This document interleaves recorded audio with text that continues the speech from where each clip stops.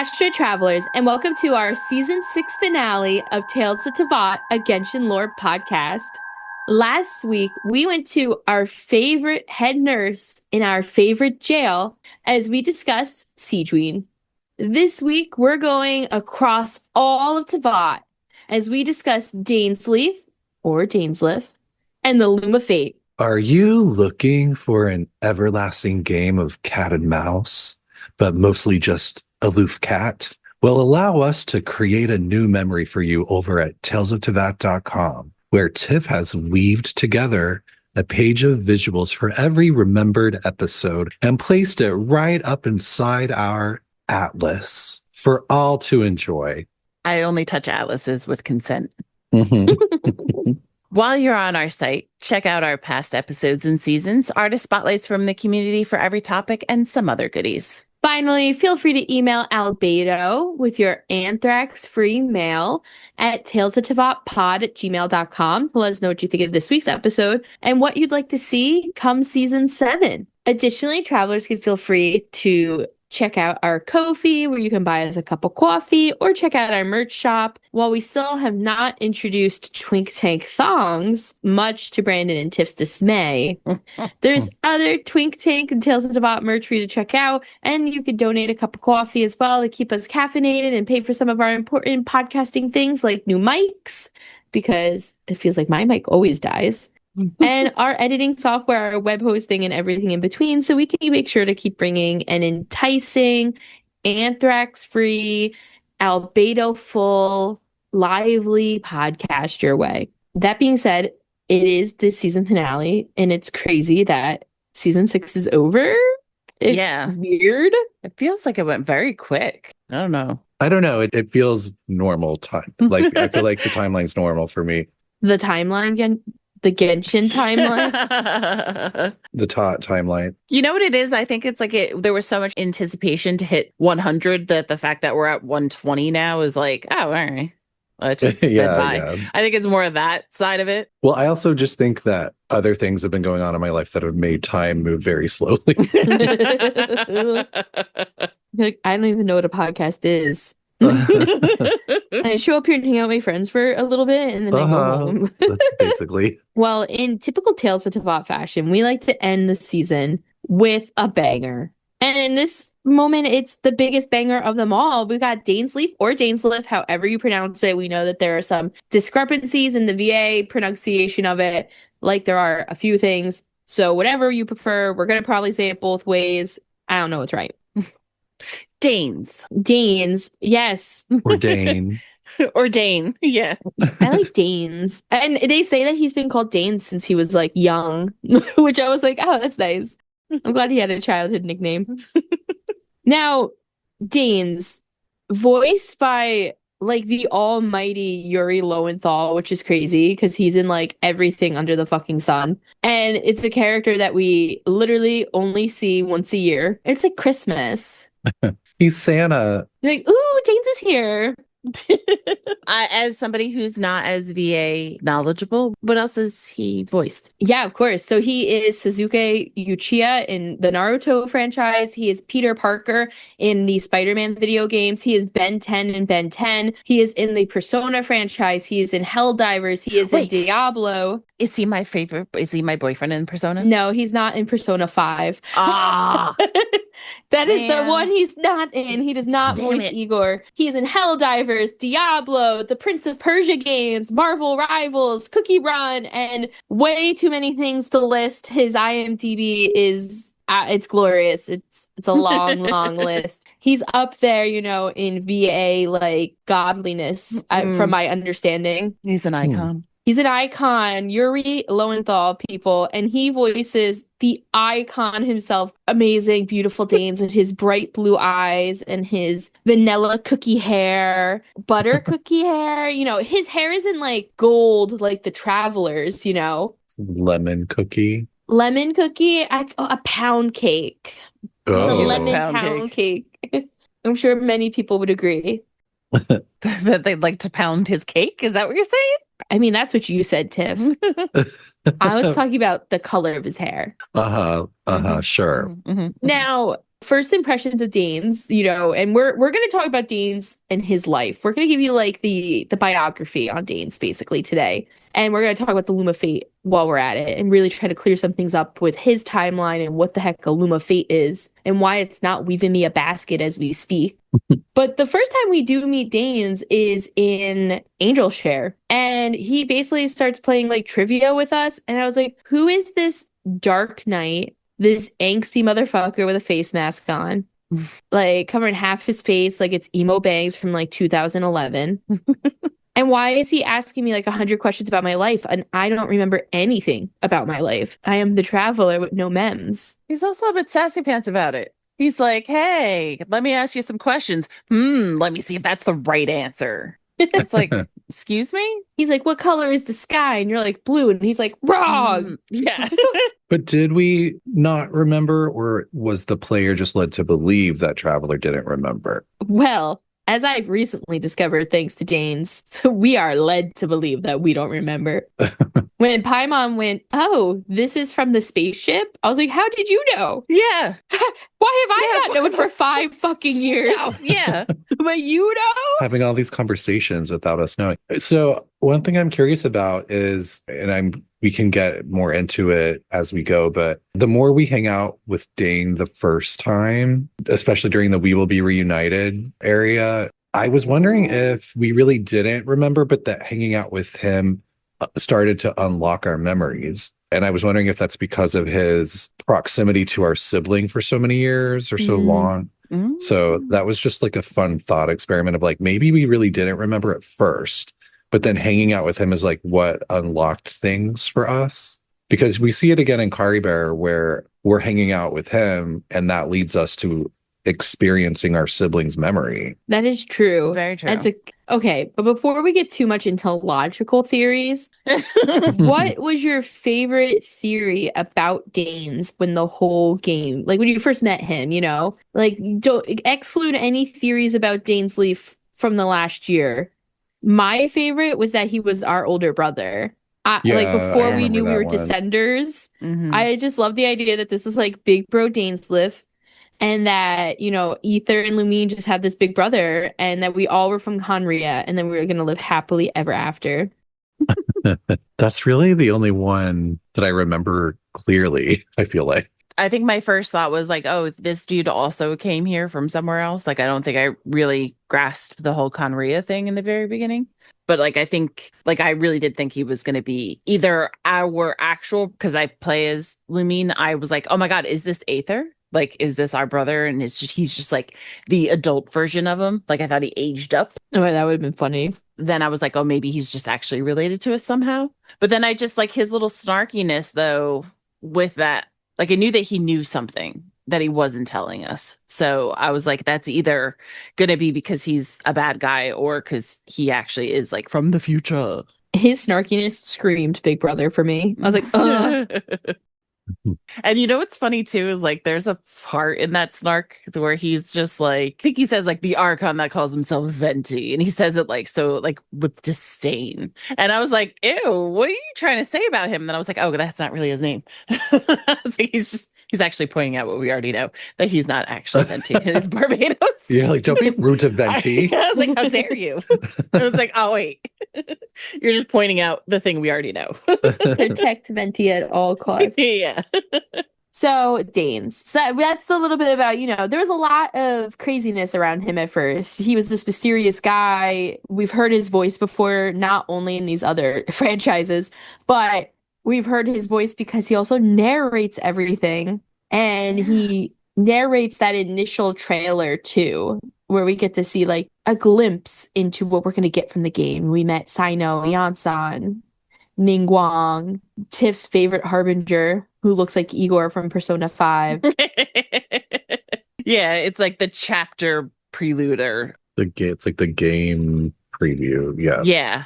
But before the game came out. But he does all the collected miscellany except for like 2 or 3 people, right? Yeah. He doesn't do Dory or Wanderer, or Aloy, and those 3 are all voiced by Alice. And he Mhm. also doesn't narrate Sidruin's, and Nouvelette voices hers. Which is cute when you look at it. Oh, Nouvelette's talking about his Melzine daughter. But then it's like, but why?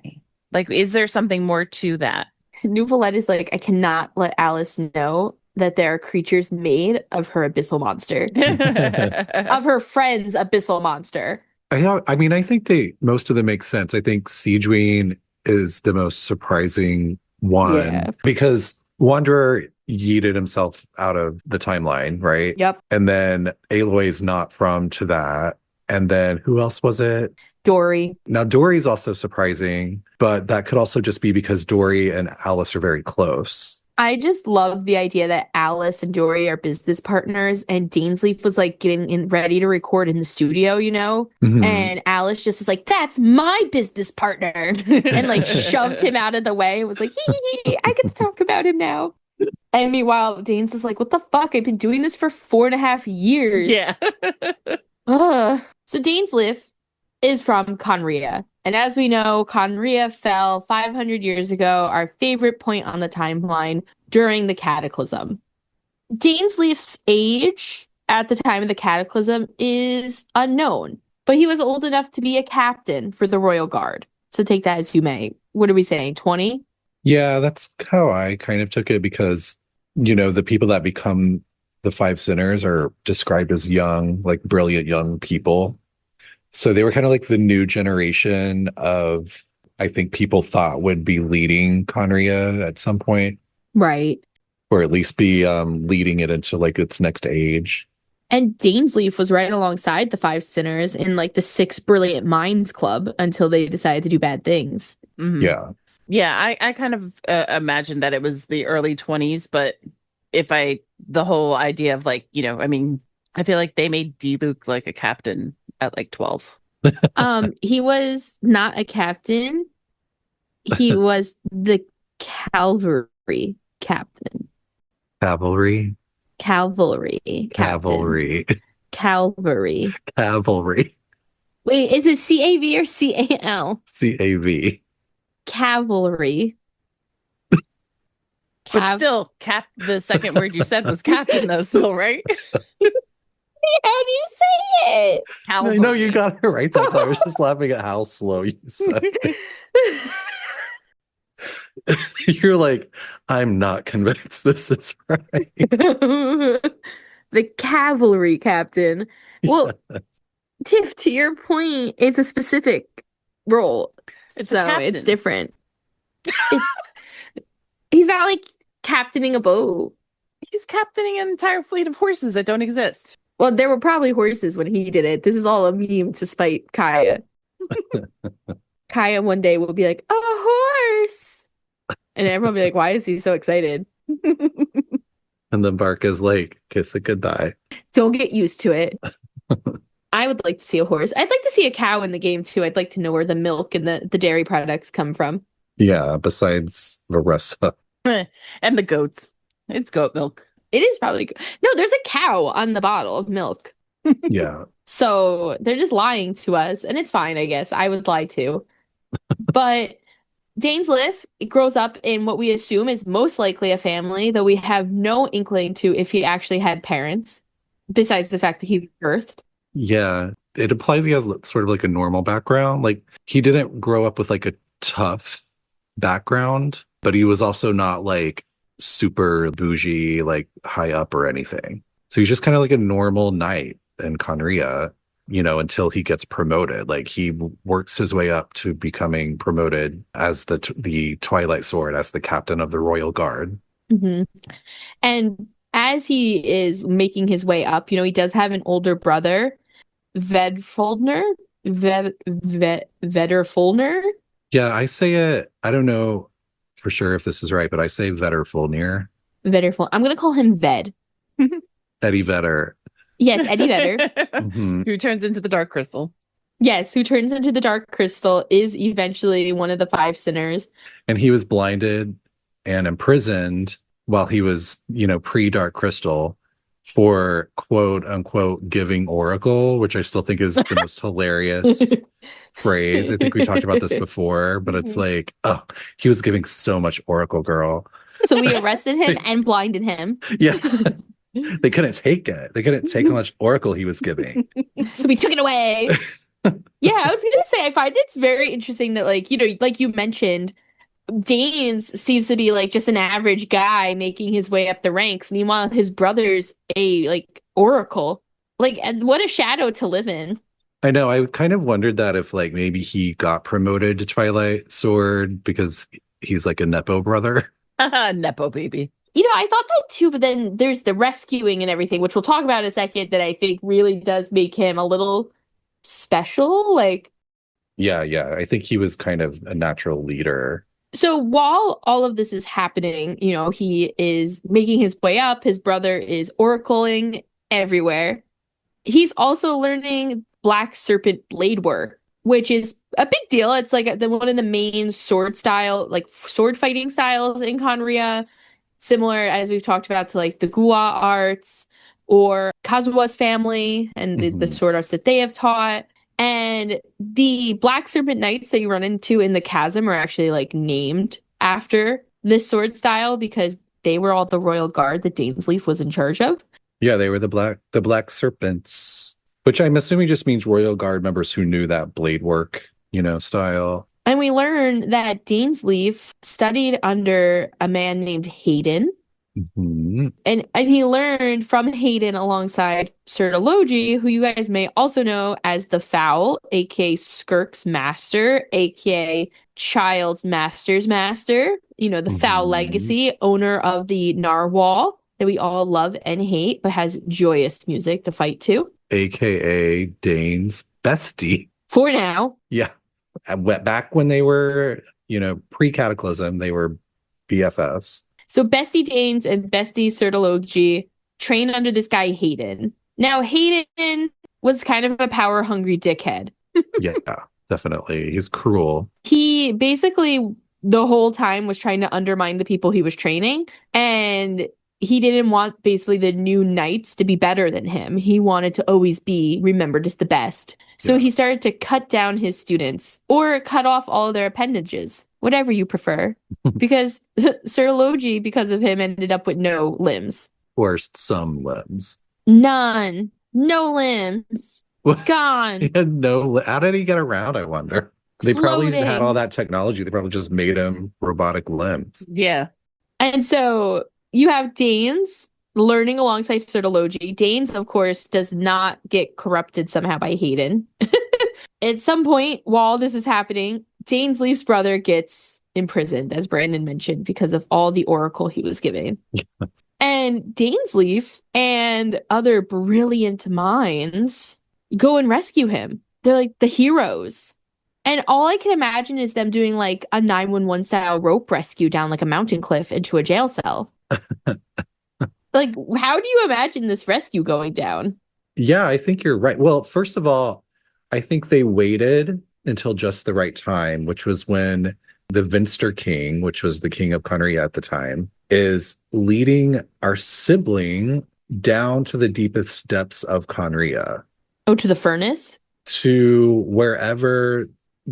I don't know if it's a furnace or if it's something, or if it's just like a portal or something, but there's some kind of abyssal gateway down there. And he's leading our sibling down. And the way that I took the lore, the way it's written, is that Dain took that opportunity to be like, all right, team, let's go and rescue my brother. And maybe, we can also just like kill our king, because I think the king, and this could just be headcanon, I don't know, but I took it as like the king is alone. He's taking the traveler down into the very deepest, darkest depths. He's going to be vulnerable. This is our chance to save my brother and to get rid of this corrupted king who's like making terrible decisions for our nation. Right. And I don't think it blatantly says it, but I think they do kill the king. My idea in my head when I was reading it was the Great Muppet Caper with Miss Piggy going down on the like things and getting the diamond out of the museum. That is exactly how it went. And Dain was like,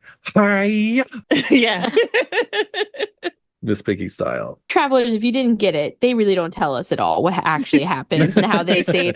So if you want to imagine Buck and Eddie scaling down the side of a mountain like I did, if you want to be Miss Piggy style like Tiff suggested, Or if Wait, which Brandon one is said, Buck and which one is Eddie? oh God, don't ask. That's too hard for me. I think Buck is Dain and Eddie is Sertology, right? I don't know because I don't like to think about the fact that one of them has to get their limbs cut off eventually. I mean, Eddie's been pretty close to dead, so. I'm sorry. So has Buck. And Buck died. Oh, yeah. I mean, I guess everyone in that show is almost dead at some point or That's dead. why I love it. I love angst.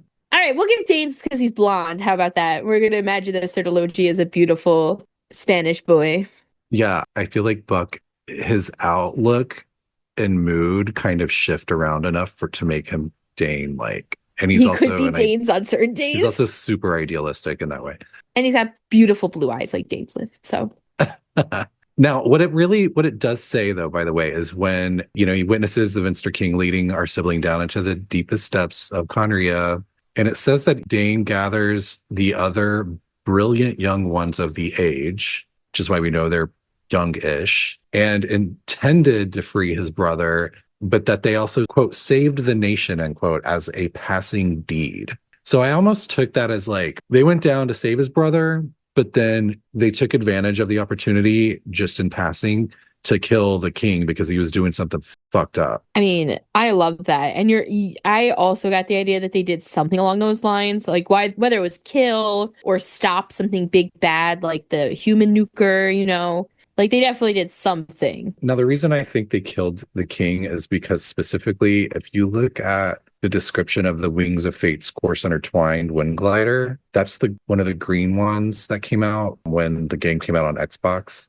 If you look at that, the end of it mentions the word regicide, which is killing a king, right? Yeah. It doesn't put it in clear context or anything. It just is listing it as like this like poetic list of things that were happening at this time that all this was happening. So to me, it implied that either they as a group killed the king or just one of them did it. Mm-hmm. But we find out they were too late because the traveler's sibling was used by the king as a conduit to absorb unlimited abyssal power, which was then later unleashed.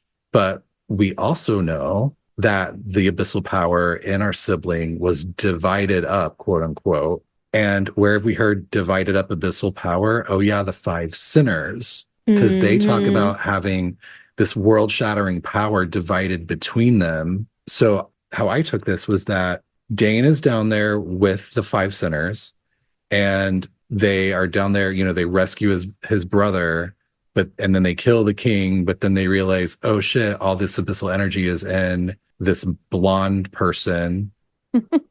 This blonde twink. Yeah, this blonde Damn twink. it. And then Dain is like, what do? We got to do something. And then the other five are like, let's just take the power for ourselves. Yeah. And that's my theory. It doesn't spell it out for us, but to me, that makes sense that they would take the abyssal power that our sibling was holding within them. And then that, basically corrupts all five of them, and they become like world jumpers and doing all the crazy things that they do. Well, the best part too about this whole theory is that Dain's is down there saving his brother, and his brother is one of these people that's like, yeah, give me a slice of that abyssal power. Yeah.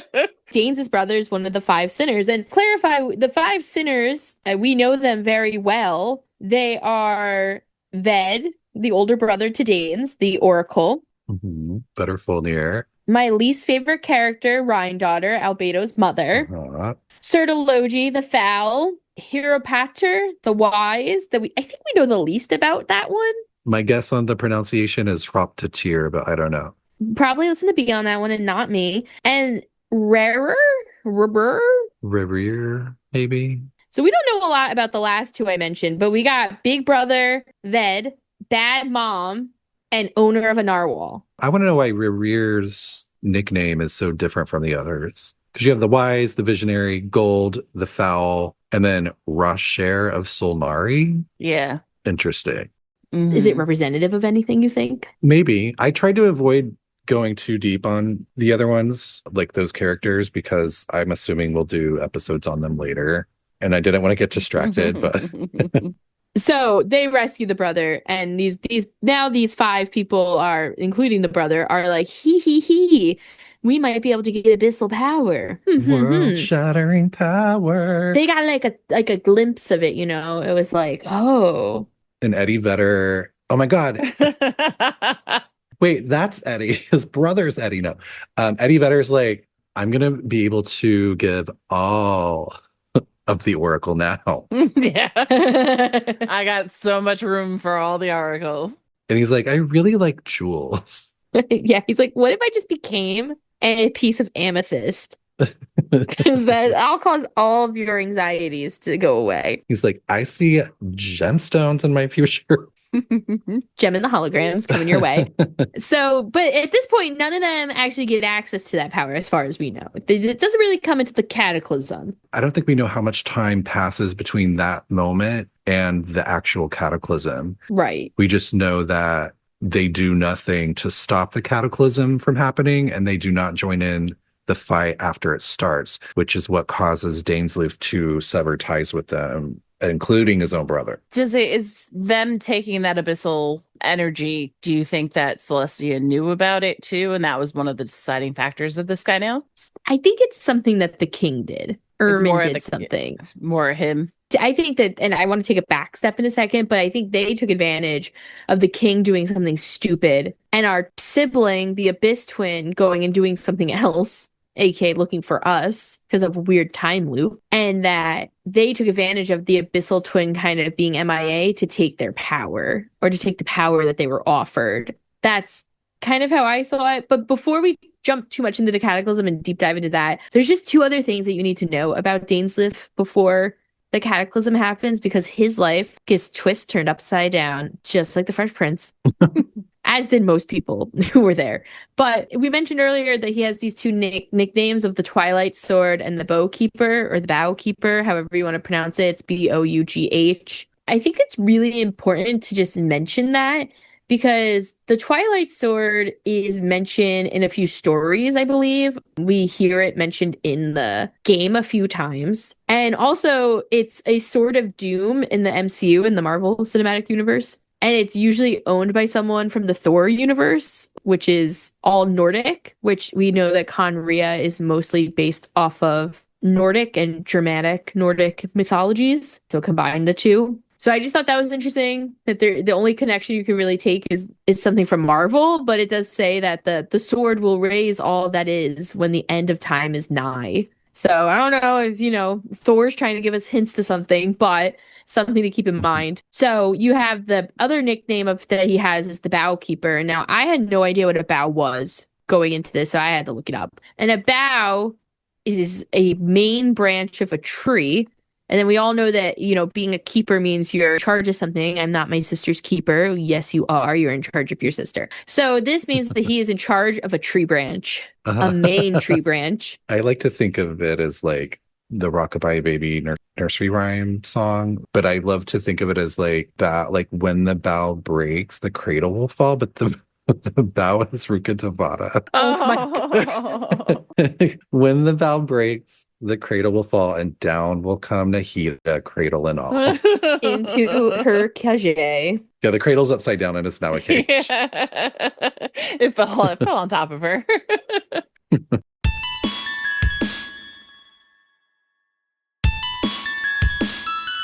But there's definitely a question that comes into play now in what Dainsleif's actual role in the Royal Guard was. Because this is very suggestive that he might have been in charge of maintaining Irminsul on the Khaenri'ah end. And we know that a lot of the Harbingers are from Khaenri'ah, and we know that they do Irminsul exploration. We also know that the Hex and Circle witches have been known to do Irminsul exploration. And we know that at least one of them is also from Khaenri'ah. This does bring into question, was Danes in charge of Irminsul somehow, or possibly in charge of the ley lines in Khaenri'ah? Because we do know that ley lines are part of Irminsul. They are branches or roots from Irminsul. And we know that recently we learned that ley lines can be created, supposedly. Some crazy stuff. And so there's this question of is Dainsleif in charge of Irminsul or the ley lines as well? Is that Is he in charge of protecting that? And does that cause an issue for him during the Cataclysm too? That's interesting. Like, was he protecting the ley lines when the Cataclysm happened, like Rukkhadevata was? Yeah, because we do know that he's found up by Pari land eventually, where Rukkhadevata, sent her bird and the puddle happened. And, he emerges not far from the mainland of battle, so to speak. So I don't know. It's, there's some questions there. So just keep that in mind too when thinking of Danes. But then the Cataclysm happens. And as Brandon and Tiff both mentioned earlier, we're really not sure the cause of the Cataclysm still. My favorite theory has always been that Gold fucked up because I hate her. She's only done one good thing in this world, and it was giving us Albedo. Until he turns evil and tries to kill us all, like every other one of her creations. No, he's good. I mean, if you had to look at it, though. Well, he was a test tube baby, and the rest were consciousnesses pulled and put into dragon bodies. So he's very different. He wasn't a conscious put into a test tube? We don't know that. Yeah, I was saying, was he? I'm asking. No, he was a test tube baby. I whispered into the test tube. Oh, okay. I said, give me Albedo.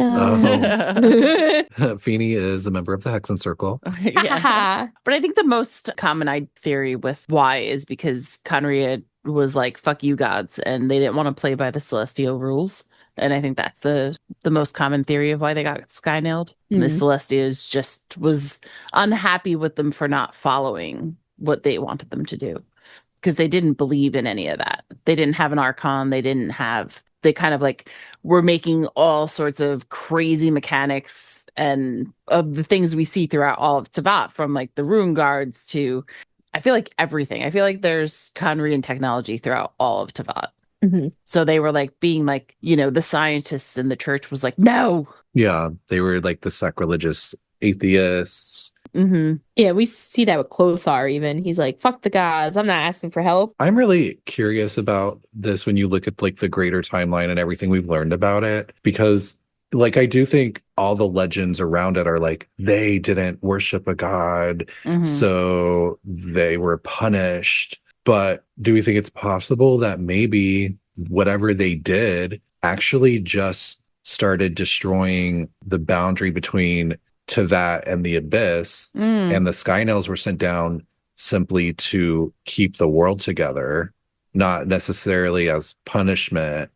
You know what I mean? Like, what if the primordial one was like, oh shit, everyone's gonna die, I'm trying to save everything, and then they had to send these Skynails down to do that? You know what I mean? Like, maybe that was what actually happened instead of them being punished. I do think, though, there's probably a little too much to suggest that. Yeah, we talked about the whole idea of those Skynails potentially being pins and not necessarily like they weren't looking to destroy, but to hold things back together. To keep the shackles of the world together. Could it be like a scare tactic to tell everybody else, oh, this is because they didn't believe in the gods, so this is the bad stuff that happened, so you should believe in us because that's why this happened? Like, it's right. Not necessarily the truth, but a way to, like, a propaganda. But there was no Skynail in Khaenri'ah that we know of, was there? Well, we don't know yet because we haven't been there.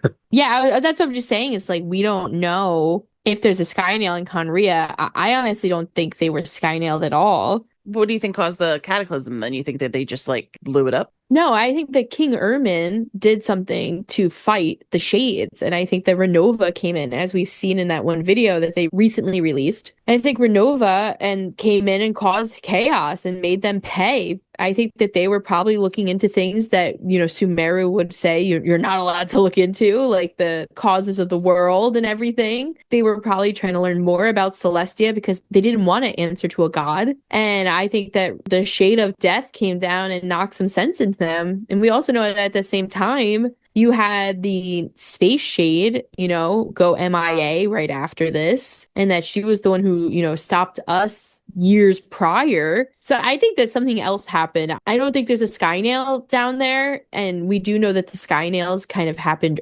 earlier than Khaenri'ah. When we think about like Rue and his village and everything like that, and same thing with like Chenyu Vale. So unless they just threw another Skynail down at some random point, even Dragonspine, like Salvin Dagnur's Skynail was like definitely more than 500 years ago. That's true. I mean, yeah, I think depending on where you're looking, the Skynails are implied to have fallen before the Cataclysm. I don't remember exactly where I read it, but it's very much implied that King Ermin was fucking shit up and that they wanted to stop him and that they didn't. And I'm assuming they mean they wanted to was Danes and the other 5 heroes, because apparently this is Big Hero 6 and this is what we do. And they failed to stop King Ermin. And I think that's what got the Shades and the Primordial One's attention. I honestly don't think the Primordial One was there at all. I think she's still sleeping at this point. I think she's still like recovering from the fight with the third Descender who turned into the goop. The chess pieces. Goop. Chess pieces. Goop, not pellets. And we do know that at this point, the Cataclysm happens and all hell breaks loose, and Renova comes down to cause even more chaos. And our sibling does not defend alongside Dainsleif either. He does not fight in the Cataclysm because he or she, correct. Sorry, I play as Lumine, so Ether is always the baddie.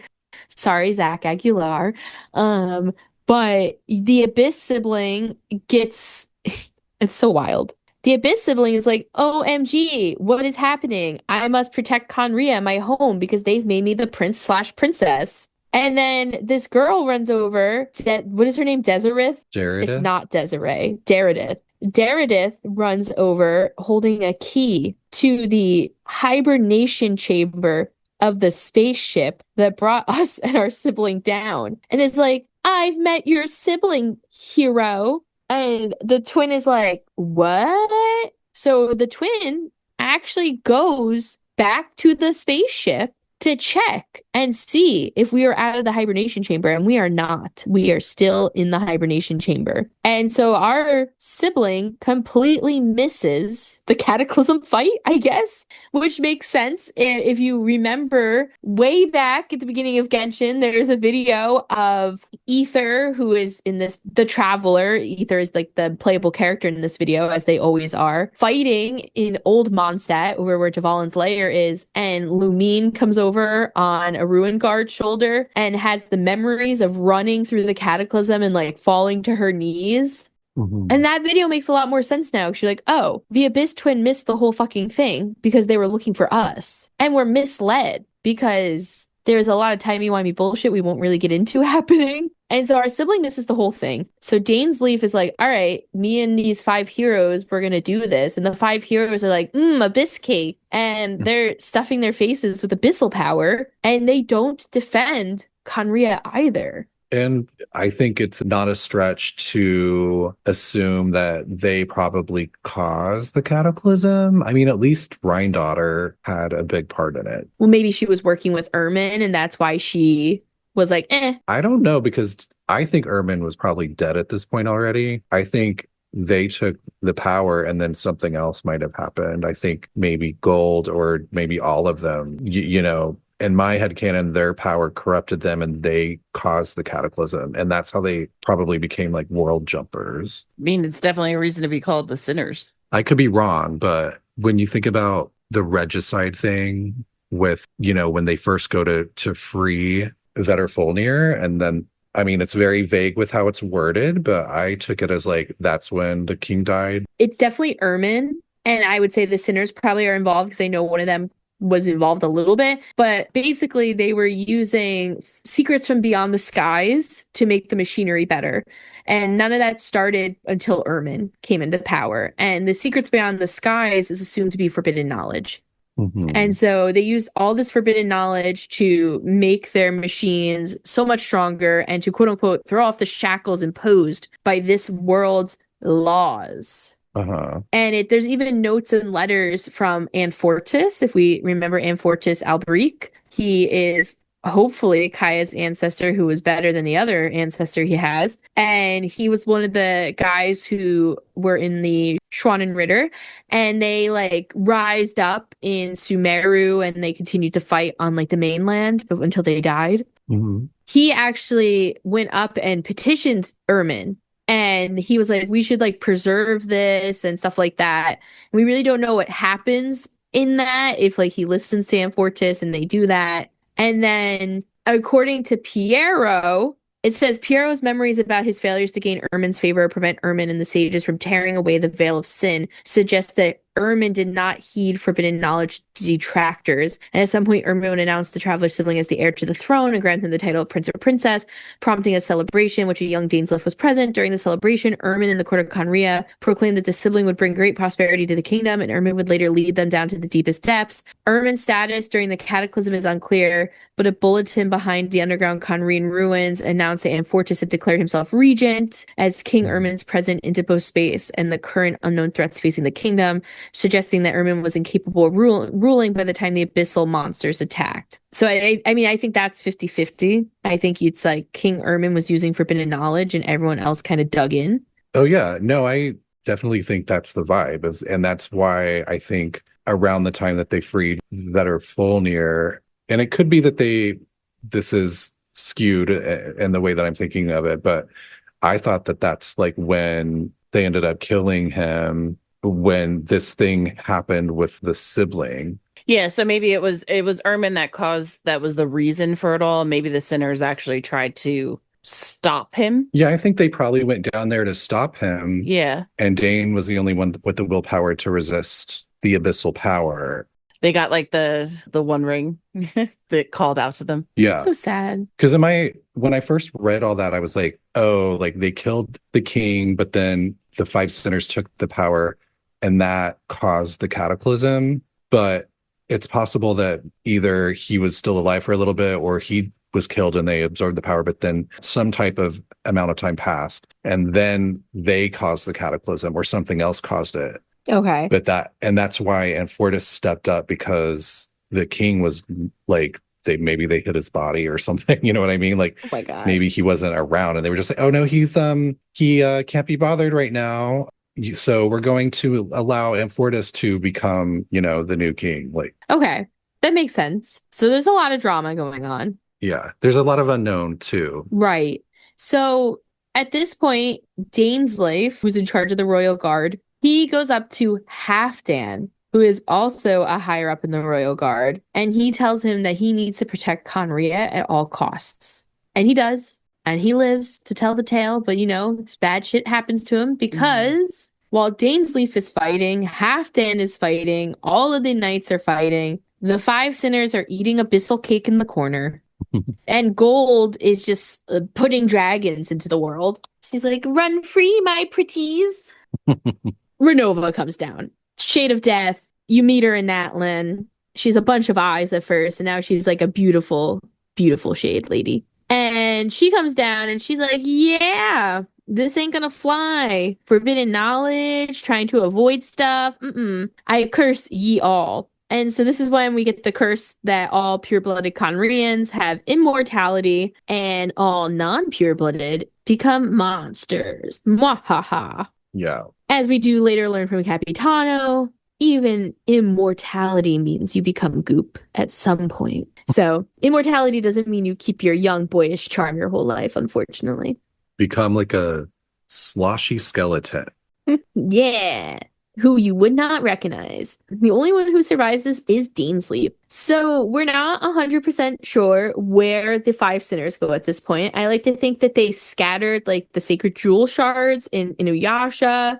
Where's Al? I miss Al with my Inuyasha references. But I like to assume that they just kind of were like scrammed like rats, and they ran away. We're not really sure what happens to Dainsleif at this time because he is later found by the first Pari laying in the woods, which is so fucking weird, and not in Khaenri'ah. So Zervan finds him in the woods up by Pari land and brings him to Pari land. And when he finds him, he says that he's like half of a monster's body and he's clinging to a ring. And so Zervan's like, ooh, half monster, come back to Pari land and party.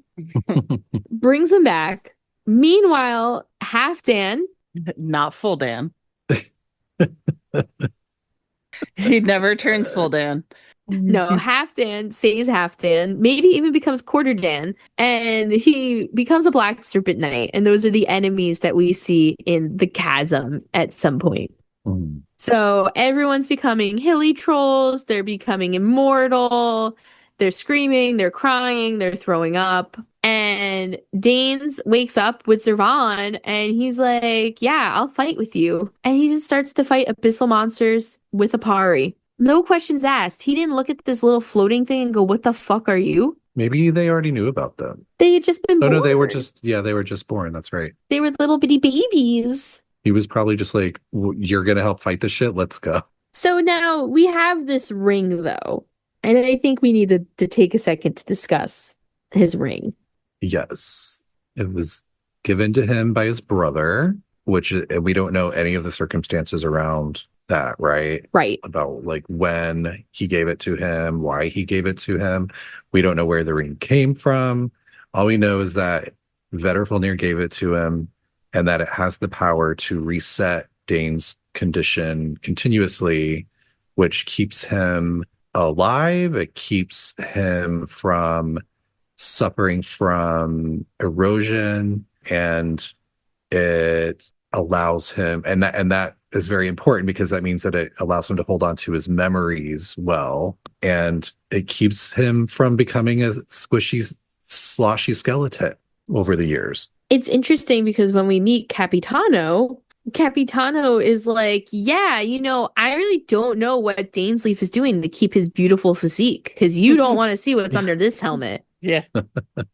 And Capitano also says that Dainsleif carries a degree of pain and hatred that far surpasses his own.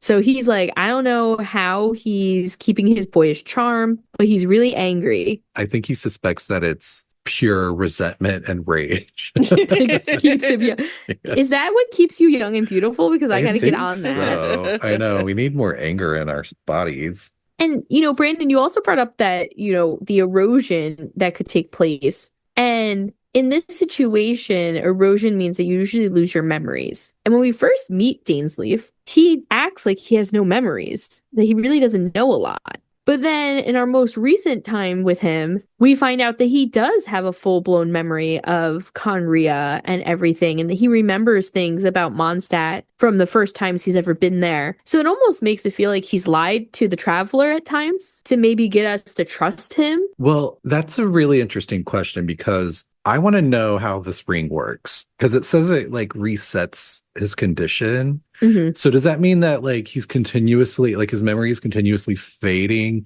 but if you catch him at the right moment, the ring has just reset it? Oh yeah, like you could see his mush. Well, I just like him, like it would, if it affects his memories too, it's like, yeah. It's like, someone with Alzheimer's. It's like, like 1 minute they don't remember and then snap, everything is normal and then it fades away again. You know what I mean? Like, could it be something like that the ring is doing? Or is it just an inconsistency in the writing? Yeah, we don't know, right? I like to think that he's just lying because he's a little the shady. Third option. He's lying and he remembers everything. Now, I do want to kind of throw out a crazy little thing about the ring.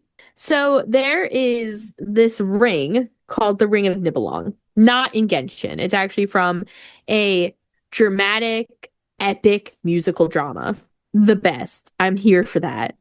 An epic dramatic musical drama. Sign me up. Mm-hmm. It's in 4 parts. And the 4 parts are called Das Rheingold, Die Walkür, aka the Valkyrie, Siegfried, and Göttertämmerung, or the Twilight of the Gods. Yes. So we got a few things going on here. We got Rheingold, aka Rheindaughter. /gold. /bitch. And we have Twilight of the Gods and Twilight Sword. Mm-hmm. And of course we have Nibelung, the OG Dragon King. So basically this story follows a Nibelung. Now, Nibelung in this case is really just referring to like dwarves, like it's a type of dwarf, which is interesting. So it's following the dwarf Albric and the ring that he forges from Rheingold.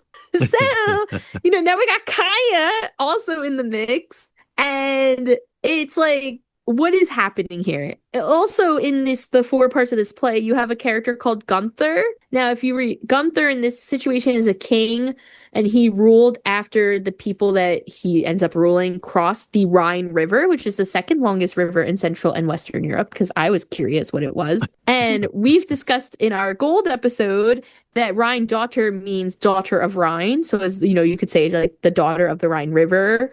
I don't know if there's a Rhine River down in Khaenri'ah. I don't know if there's water in Khaenri'ah. But in Genshin, we don't have a Gunther, but we do have a Guthrad, who was the man that worked under Capitano that took over Auroran's body during the Natlan art conquest. And in the play, there's a Hagen, but in Genshin, we have Hayden.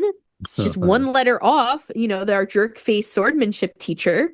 And there's one other character that could be kind of related, which is Wotan, who is known as a wanderer. He is a king of the gods, which I just find funny because Scaramouche tries to become the god of all gods before becoming wanderer. So there's a lot of little weird things that, of course, could just be coincidences. But I really come back to the main, thought process of this whole epic musical drama, which is Albric, the dwarf, forging a ring from Rheingold. And what does the ring do? The ring can allow you to rule the world, and Albric made it from gold that he stole from Rhine maidens. So, wow, Rhine maidens had their gold stolen from them? Doesn't chalk pursue gold, guys? Like, what's happening? I mean, I love that they obviously took all of these names from this, but I also think to me, it's like kind of proof that like, yeah, they're taking all these names from this, and there are, I'm sure, aspects of the story that are reflected in the storyline, but it's not going to be like, wait, so in that play, Alberic was this, which means that Kaeya is going to do this, and that. Like, I think it's right. That just sort of remixed. They just take the names and place them in certain characters from that area. But what I also think is interesting is even if they did steal the storylines of these characters, right? Like, it wouldn't be Kaeya. It would be Anfortis or someone from that era of Alberic. So I think it's interesting just the implications that it could bring to Kaeya in modern day Teyvat. Or Dainsleif too, because Dainsleif obviously knew the Albric family, and we'll get into that too in his brief talks with Kaeya that are interesting. But it's just like, it's kind of like we talk about with the play that has all the Harbingers' names in it, the Comedica dell'arte. Like, is this going to be any help? So I just want to throw that out there, because if I didn't, I feel like we'd be doing a disservice. Yeah, no, I think it's great. And it's fun to keep in mind, like, is Rhine daughter a Rhine maiden? Well, is she going to get something stolen from her? Did Vedderfolnir steal something from her to make the ring? Who knows? It kind of feels like Mondstadt stole Albedo from her. It is. Albedo found a new family, just like Kaeya. I mean, maybe King Ermin made the ring, and then Vedderfolnir took it from him when they killed him. Hey, that's possible. Gave it to his bro and was like, you didn't take any of the Abyssal corruption. You're going to need this. What's interesting is Vedderfolnir can see the future, so he knew that Dainsleif would need it. Oh my god, I forgot about that. Oh, shit. Wow. All right. Anyway, so ring aside and existential crisis I almost had aside. After the Cataclysm, we have Dainsleif fighting with Zervan the Pari, and eventually our sibling shows up as well. And Dainsleif decides that he is going to travel with our sibling. Yeah, after the main little bout of fighting has died down, they're like, okay, we can leave now. And so they leave to go on an adventure. And we do know at some point this traveling duo turns south and they don't like each other anymore. Because Dainsleif is just out here making enemies left and right. He's like, my brother is my enemy. My best friend is my enemy. My training teacher from my swordsmanship days, my arch nemesis. I'm like, bro, can you take a breath? Like, all your other friends, you hate them. And everyone else is dead or a monster? Like, deep breaths, my dude. Yeah. At some point around this time or shortly after, like in between this and Karibert, I'm assuming is when Vedderfolnir sends Sertologi to basically recruit a disciple, which is when he goes off world and recruits Skirk. Yeah, because that was one of his prophecies, right? Yeah. And at this point, too, Big Brother Ved, between this and the next time that we see him, turns into a dark crystal. Yes. And that's trying to recruit people to join the Abyss Order, which is new. We've only known the Abyss prior to. Thanks, Clothar. Yeah. Well, and thanks, Sibling. Yeah. Because at this point, we don't really know when exactly the Sibling broke paths with Danes, but it can be assumed that it was not far after the Karibert events. Mm-hmm. Yeah. Now, because we know that the Sibling gets separated from Danes because we lived our siblings' memories and ends up going on this whole journey with Clothar to make potions out of his dead wife's body and try to bring Karibert back to life, even though I don't really think Karibert wants to not be a hilly troll. And there's a lot of drama that goes on, but our sibling is there for it. And our sibling is there to be like, yeah, I want to be in the Abyss Order. I think she or he becomes further disillusioned with what happened to the citizens of Khaenri'ah, witnessing the horror of that Karibert story. Mm-hmm. And it kind of drives a wedge between them and Dainsleif, because Dainsleif is very much like anti the Abyss because he saw what it did to his brother and everyone else. And the sibling is kind of starts coming around to what Clotar's, selling, which is the power of the Abyss, like, is miraculous and we can use it to do what we need to do. And, he's kind of like going a little cray-cray, but I think sibling is kind of like, you know what, like this could actually be a power that we could use to make things right. And Dain is like, no, don't do that. You'll become a baddie. And we're like, you know what? I think we should travel separately. Yeah. And Clothar founds the Abyss Order around that time. And I believe convinces the sibling to join, no? Yes. Yeah. The sibling is there as well when the whole crystal thing happens. Mm-hmm. So they're also like privy to seeing the dark crystal in all of its glory. Yeah. They hear the dark crystal. Right. So I think that doesn't, help much for selling them on the Abyss Order. They're like, yes, giant amethyst. I'll do whatever you say. With a bunch of hilly trolls just bowing down to it. It was like they're on a pilgrimage to it. Yeah. It's interesting because I always saw the Dark Crystal person before we knew who it was as like a prisoner, like they were imprisoned for something. I can't remember if they actually say that, but I was wondering if was Vedderfolnir, because you know how it disappears after it's done recruiting? Yeah. Is it actually just something that's like Vedderfolnir's like out somewhere and is like projecting this crystal and using it as like a walkie-talkie in different areas? Like when Alice talks to the to Klee. Yeah. We got a lot of intercoms around this place. That'd be funny. Definitely possible. But at this point, Dainsleif is like, yeah, fuck this. I'm leaving.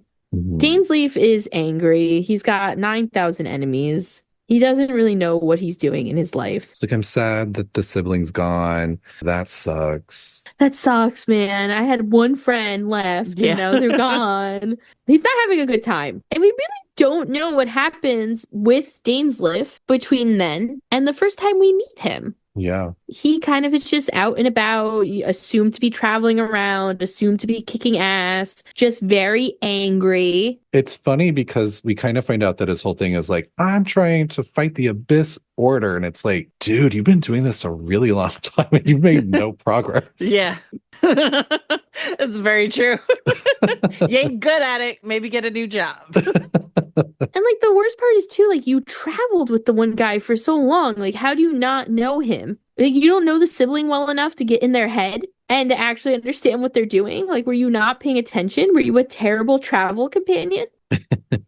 He was all worried about his arm. I like to think that there's some kind of tension there because the sibling was used as the vessel for all the abyssal energy that ended up corrupting everyone that he was close to, including his own brother. Yeah, that's true.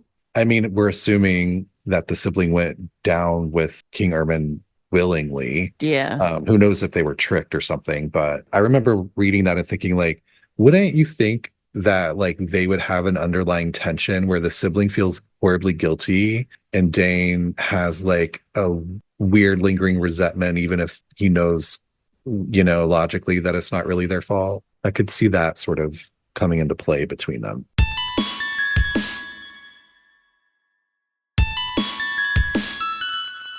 He's like, I just feel like he's so blinded by his anger, you know? Like, his whole personality is angry, I don't give a fuck.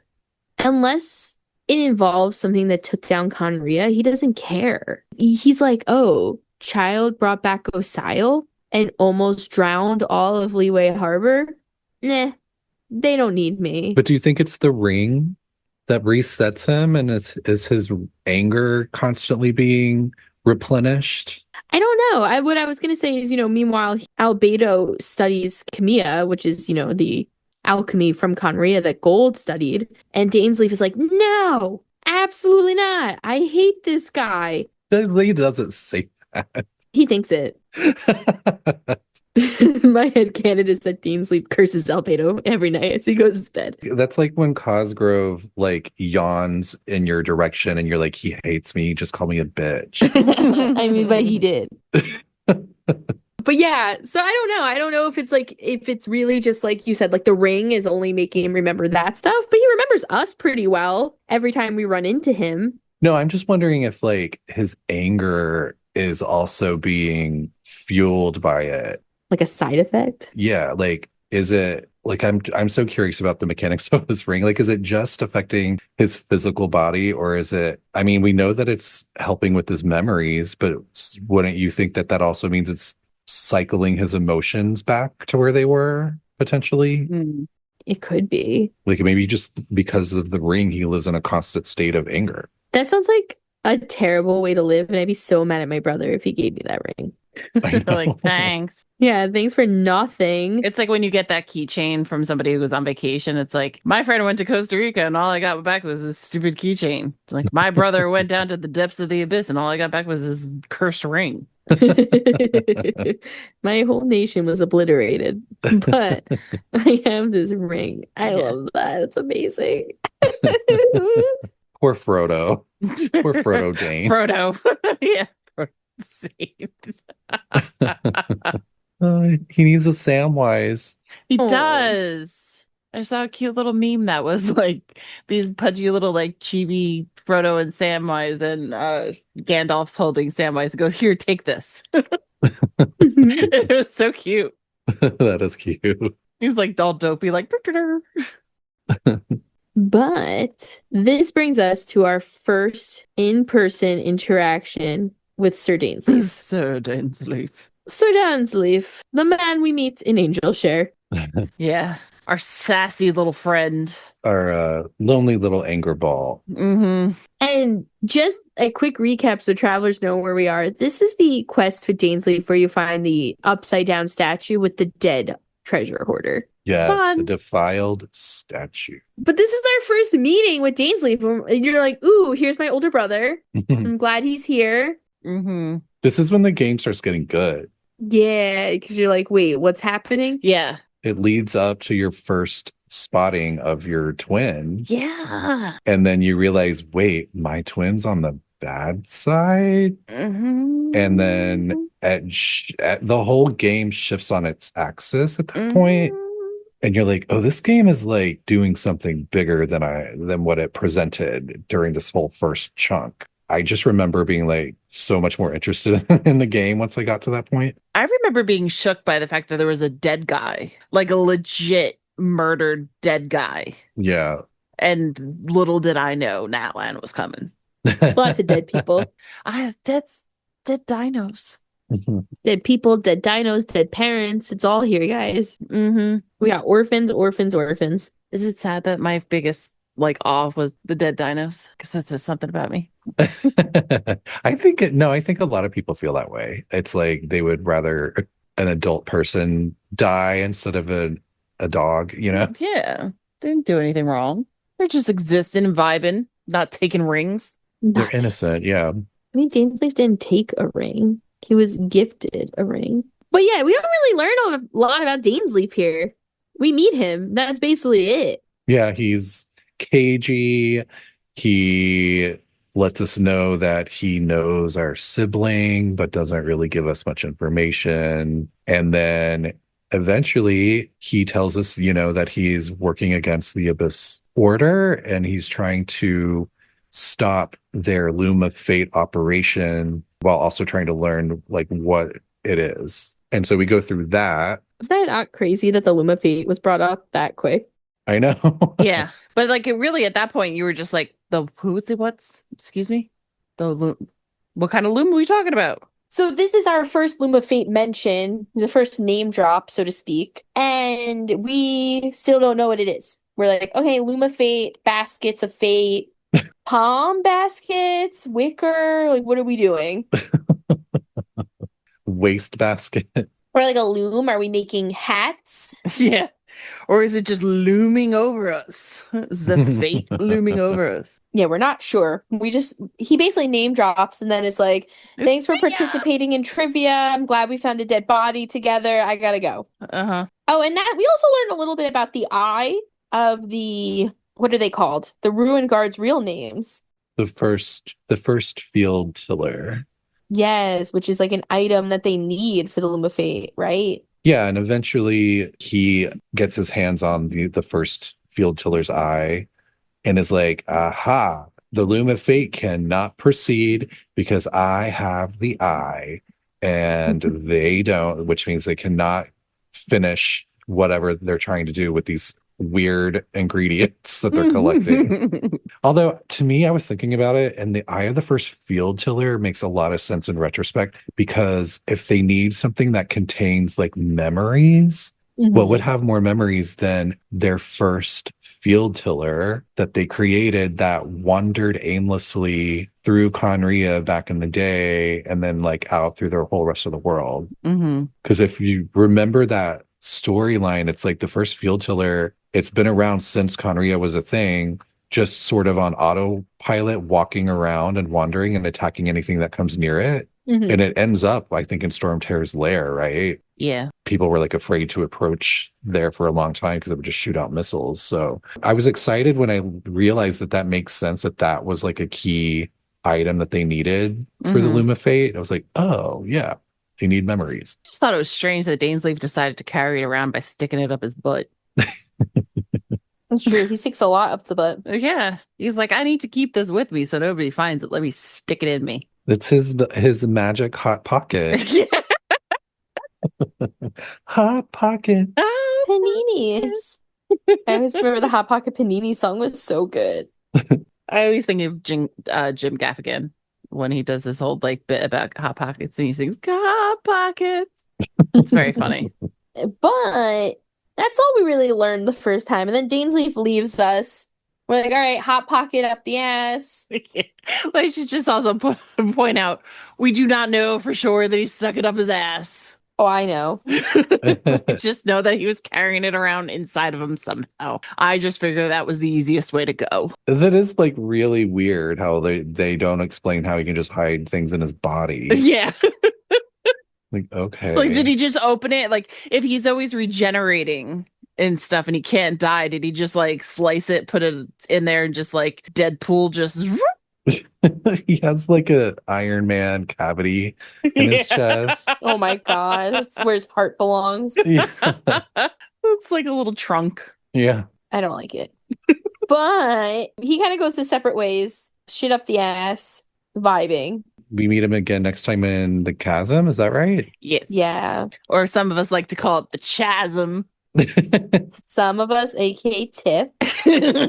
Yeah, so we do have a whole episode on the chasm, of course, just like we have one on Karibert. And that's where, we find out that our sibling is trying to do some shenanigans to try to cure the curse on the Hilly Churls using this ancient technology stuff that's down in the chasm. And Dainsleif is like, no, if they do that, it's going to cause them agony, and there's like less than a 1% chance that it'll work. And so we have to stop that. And that's when we fight, when we have our confrontation with Halfdan, who sacrifices himself. But can we just talk for 1 second about Dain's knowing that math? How does he know it's 1%? He's been around a long time. He's had so much time. What do you think he was doing like the whole time he was sitting on his ass waiting for us to wake up? He was like, I'm just going to learn. Yeah, I'm just going to learn statistics. Yeah. He just learned stats. He went to, As like, one does. was he in the academia? Like, am I missing something? I think so. When he was like, I have no memories, but I can do great math. I was just like, sir. But don't worry, the dog whistle that's going to go off in a minute is going to take me out. He stole Garcia's calculator. Garcia can't catch a fucking break. He carries that around inside his body as well. He's like, hold on, let me do the math real quick. He's like, type. Did you ever see, it's an old SNL like Christmas bit when they're like, we're getting a calculator for Christmas? Oh my, calculator. And every time I hear the word calculator, I just in my head go, a calculator? No, but I would love to see that. Yeah, I will show it to you. It is very funny. It's like the nerdiest, like these two twin brothers are extremely excited that that's what they're getting for Christmas. I wish it was like someone named Garcia and like his hot assistant. Yeah. If it was like Garcia and then like the guy from Office Space with the stapler, they'd be like a whole like Office Depot going on. Well, I will say my 4-year-old cousin asked for a calculator for her birthday, and we slapped some Encanto stickers on like a dollar store calculator, and it was her favorite gift. So Wow. apparently math can save people. Yeah. But yeah, so after Danes impresses us with his math skills, we run into Halfdan, like Brandon was saying. Yeah, and Halfdan, even though he is just like a corrupted black serpent, there is some little sliver of humanity left in him that recognizes Dainsleif, which is really harrowing. Like, it's really like creepy to think about, like all of the abyssal creatures that we've killed in this game. Yeah. Like, were any of the other ones like redeemable like Halfdan was? Mhm. Because in the end, Halfdan helps us stop what the Abyss sibling was trying to do and sacrifices his life, which is interesting because the power used in that whole thing was able to kill someone that was cursed with immortality. And so he taps into his humanity when he sees Dainsleif and is able to help save the day. Yeah, and he stops the other black serpent knights from attacking. Mm-hmm. And then we find out all about the fountain that we were talking about earlier, and that they're trying to use it to bring Khaenri'ah back, and Dainsleif's 1%. And all of a sudden, they activate the fountain, and it just causes pain for Yeah. everyone. Pain. And Dainsleif is even taken out by it. He's like, what the fuck? And he knocks out. And Halfdan sacrifices himself and like jumps on the fountain. Like, I don't know. It was a little weird. I was confused by the logistics. But Halfdan stops it and dies for good. D-E-A-D. Also, during this time with Danes in the chasm is when he also explains to us how abyss creatures transport and how it's similar to the waypoints and how he has also learned to travel via the abyssal tunnels. Right. Which was mind-blowing to me, first off, because he was trying to explain the space-time continuum to us after doing math. And then he's also like, not only do I know how to do math, but I learned how to travel the space-time continuum. I'm like, do I trust you? I'm glad you said that because that can actually help explain like why he doesn't seem to have been up to much of anything in between the past events of Karibert and the first time we meet him as the Traveler, because remember, time passes differently on Teyvat versus the Abyss. Yeah. Doesn't more time pass on Teyvat than in the Abyss? It's longer in the Abyss. Child, when he fell into the Abyss as a kid, thought that he was there for 3 months, but he'd only actually been there for 3 days, I believe, in Teyvat days. Okay, well then that doesn't make sense because that means he would have been, I mean, unless he was running around the Abyss for like, 3,000 years or something. But yeah, I just, it's interesting because it's like maybe what Dainsleif had been doing instead of sitting on his ass was learning Abyssal. I mean, we've also now seen at this point powers that Dainsleif does have that they seem a little cray-cray. So maybe he was honing powers. We don't really know. We do leave him at this point and we say, peace out. Sorry about Halfdan. We gotta go. Yeah. And then we don't see him again until the present day side of things going on in the Karibert storyline, where he goes with us to that area in Sumeru, and then he's like, oh, I gotta go find something in the woods, and then we proceed to have a hallucination that we are our sibling of the past. But before we go into the woods with him, which is like, ugh. Well, we don't. Paimon does. We're still at the weird hut talking to Clotar Ghost. But we first have a drink with him, and he tells us that we've been saying somebody's name wrong the whole time. Yes. So we actually are having a drink with Kaeya. Oh, yeah. In Port Ormos. So, Kaeya spent the night at the Twink Tank, and now he is at the bar getting a drink. And Kaya's there, and we sit down to talk with him, and he's telling us that he's there because of something with the spice trade. And he tells us how he actually, came to Sumeru once as a kid because he knew he had Khaenri'ah roots, and he heard that Khaenri'ah was under Sumeru, so he went there. He snuck in Krampus's, carriage. And then all of a sudden, Dainsleif shows up and orders a drink.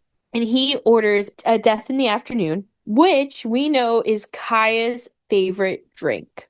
And that just had so many questions for me because I always assumed that Kaeya liked it because it was like a Mondstadt drink or it was something to do with Krampus or whatever. And Death in the Afternoon is a real drink that you can order. It's absinthe and champagne. It's also a book by Ernest Hemingway that is somewhat about bullfighting, which kind of makes no sense, but it has like a deeper meaning about like searching for like a meaning of life. And so I just think it's really interesting that Dainsleif orders the same drink as Kaeya, because now it's like, well, is Death in the Afternoon a Khaenri'ah thing? Is this something that Dainsleif used to have in Khaenri'ah, and maybe Kaeya knows because of like family things? Because we know he knew his dad at least for a little bit. And even Paimon recently said something about Kaeya living in, modern Teyvat and suggesting that there are others like him.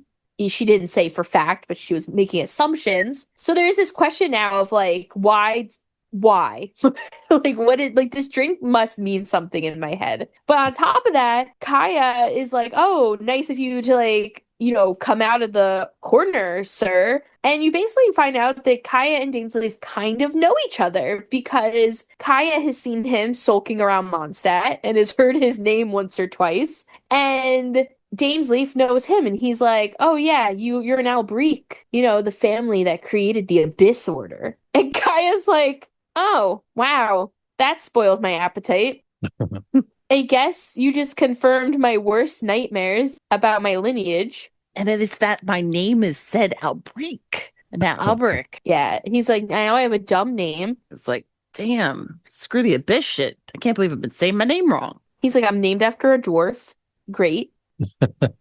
And so Kaeya does end up like excusing himself, and this is where it gets interesting. Kaeya reassures us before leaving that he is not working with the Abyss Order and that he will still destroy them come tomorrow. But after he leaves, Dainsleif seems really skeptical of Kaeya, and Paimon calls him on it and is like, so do you like not trust Kaeya, Dain? And Dainsleif's like, I don't know.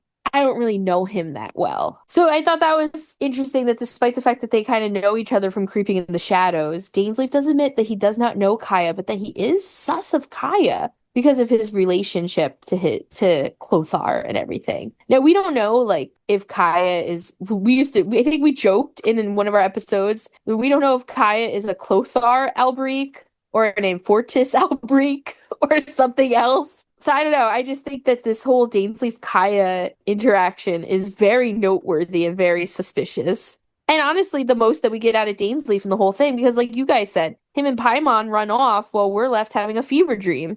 Mm-hmm. And then he kind of makes it almost seems like he was hoping for that to occur. I think it sounds at the end of that kind of quest is he was like, oh, so you saw. Interesting. What'd you find out? You saw my brother? How was he? Oh, he was a crystal? What a dumbass. Mm-hmm. And then after our Karibert adventures with Dain, we then head on over to Sumeru with the bedtime story, our conquest, which is like one of, I think, the most like tug at your heartstring kind of ones. Not only because of the whole thing at the end of it, where, we actually see like adult Karibert, but there's like a whole bunch of dead hilly trolls. Again, my things that I have concerns about. You're walking around and you're just like, why are all these hilly trolls just dead? They're just laying here. Like, I was very put off by it. But I was also very sad by the fact that I was like, oh my God, this is Karibert if Karibert lived. But we're going through this whole thing that there's this mysterious guy who's missing. And it turns out that he's been making up memories and trying to pull people in and basically having relationships with people because he can't exist in the real world. And he's hot. Yeah, he's hot. But he also tells us the Loom of Fate has already been started or is about to get started. And we again see our sibling. Yeah, this is one of the first times that really the Loom of Fate seems to make sense. Mm-hmm. You're like, oh, okay. Karibert is like, I am the Loom of Fate, as he sits there looking cute. Mm-hmm. And you're like, what does that mean? You're the Loom of Fate. And he's basically like, I'm a memory. I'm not real. Mm-hmm. And that's what the Loom of Fate is all about. And it is suggested that the Loom of Fate can put false memories in your head and in the world around you. Yeah, and it's current state, because it's like at this point in the game it's in a state where it's almost complete, but it is still missing that first field tiller's eye, which is hidden right up inside Dain's first eye. Mm-hmm. But that's when that's Dain's whole part of it too, though. Our sibling goes to go get it, and he says, I could take this out the fun way or the uncomfortable way. But we find out that the Loom of Fate in it, like its almost complete state, basically its main function while it's in that state is that it can create and implant memories in people. And so, which I don't remember, I don't know if you two remember this or if you wrote it down or anything. Do we know exactly how Karibert actually died? Or like how he was used as the bedrock of the Loom of Fate? So Karibert was gonna originally become the Loom of Fate, like he was gonna be like the initial like bedrock for the Loom of Fate, but he ended up dying at the age of 8. So I believe he was 8, so I think it's assumed that when he took the mask off, he died. Oh, I wonder if that's a thing, like if any of them take their mask off, they die. But that can't be right, because don't we know from earlier that they wear the mask so they don't see their reflections? Yeah, but also we know with Karibert that that like dead mom juice in him. Yeah, he had the mom juice in him that was making him be able to talk and remember being human. So he was able to feel the pain and everything. So I feel like it might even be suggested that it wasn't necessarily a natural death. Right. They gave him a brain aneurysm. Or he, jumped off the cliff. Himself. Yeah. Now, part of his consciousness did remain within the Loom of Fate, though.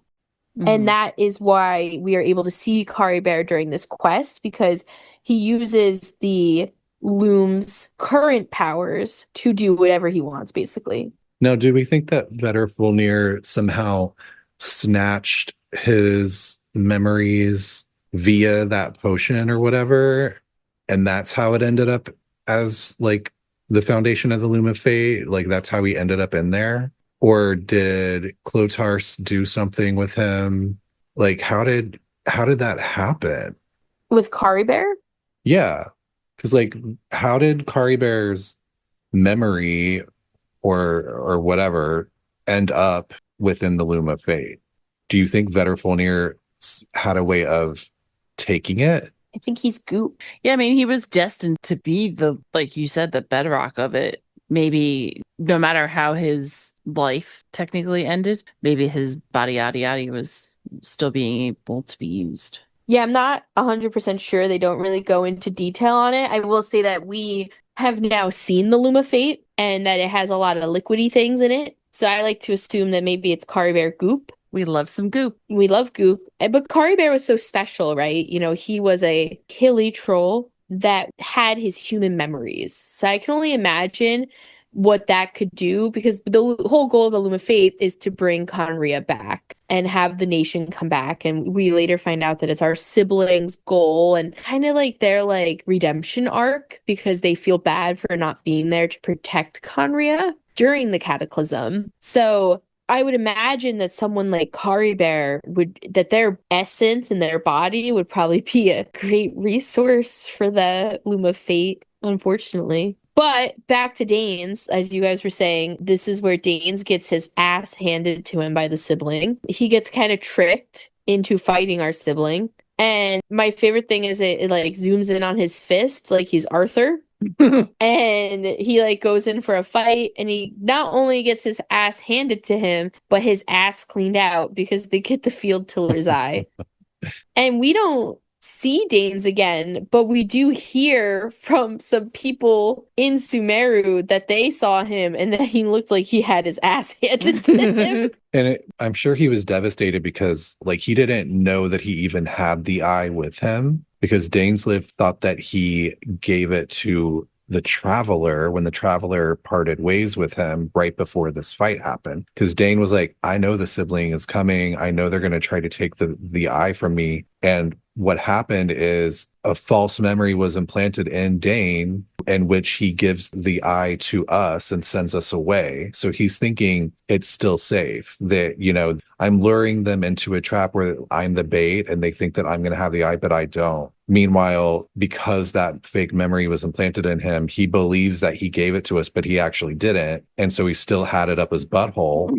And then it allowed our sibling to, you know, surprise him, I'm sure, when he popped it out, and it was like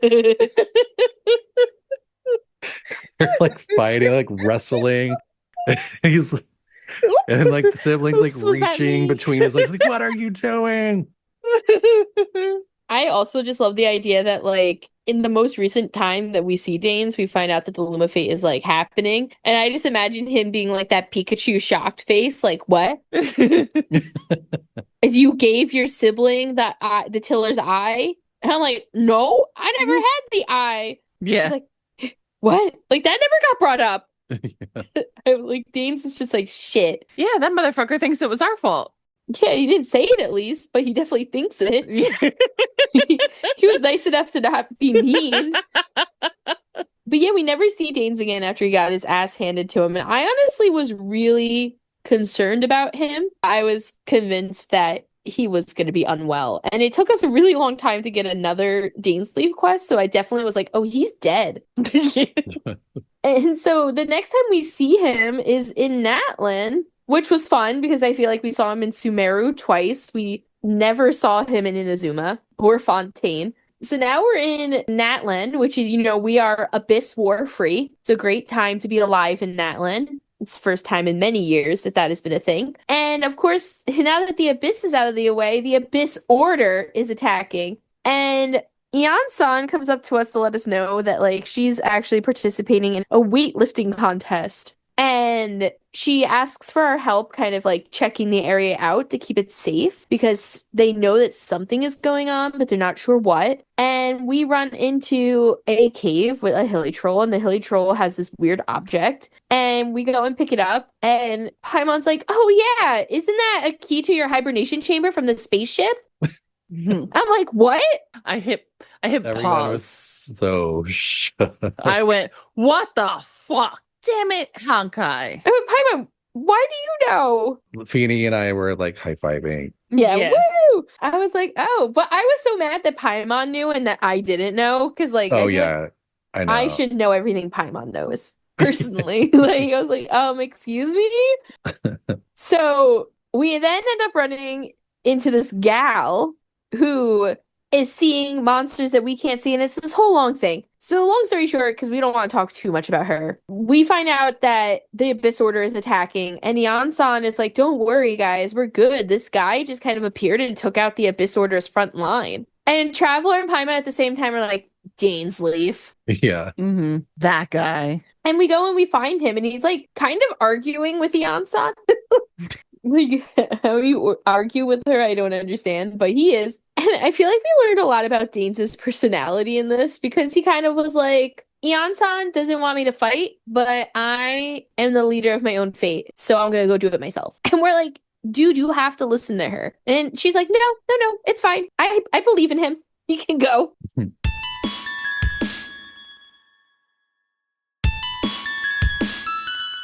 And Dainsleif centric, we do end up going to Natlan with him, in which case we get to see his powers in action.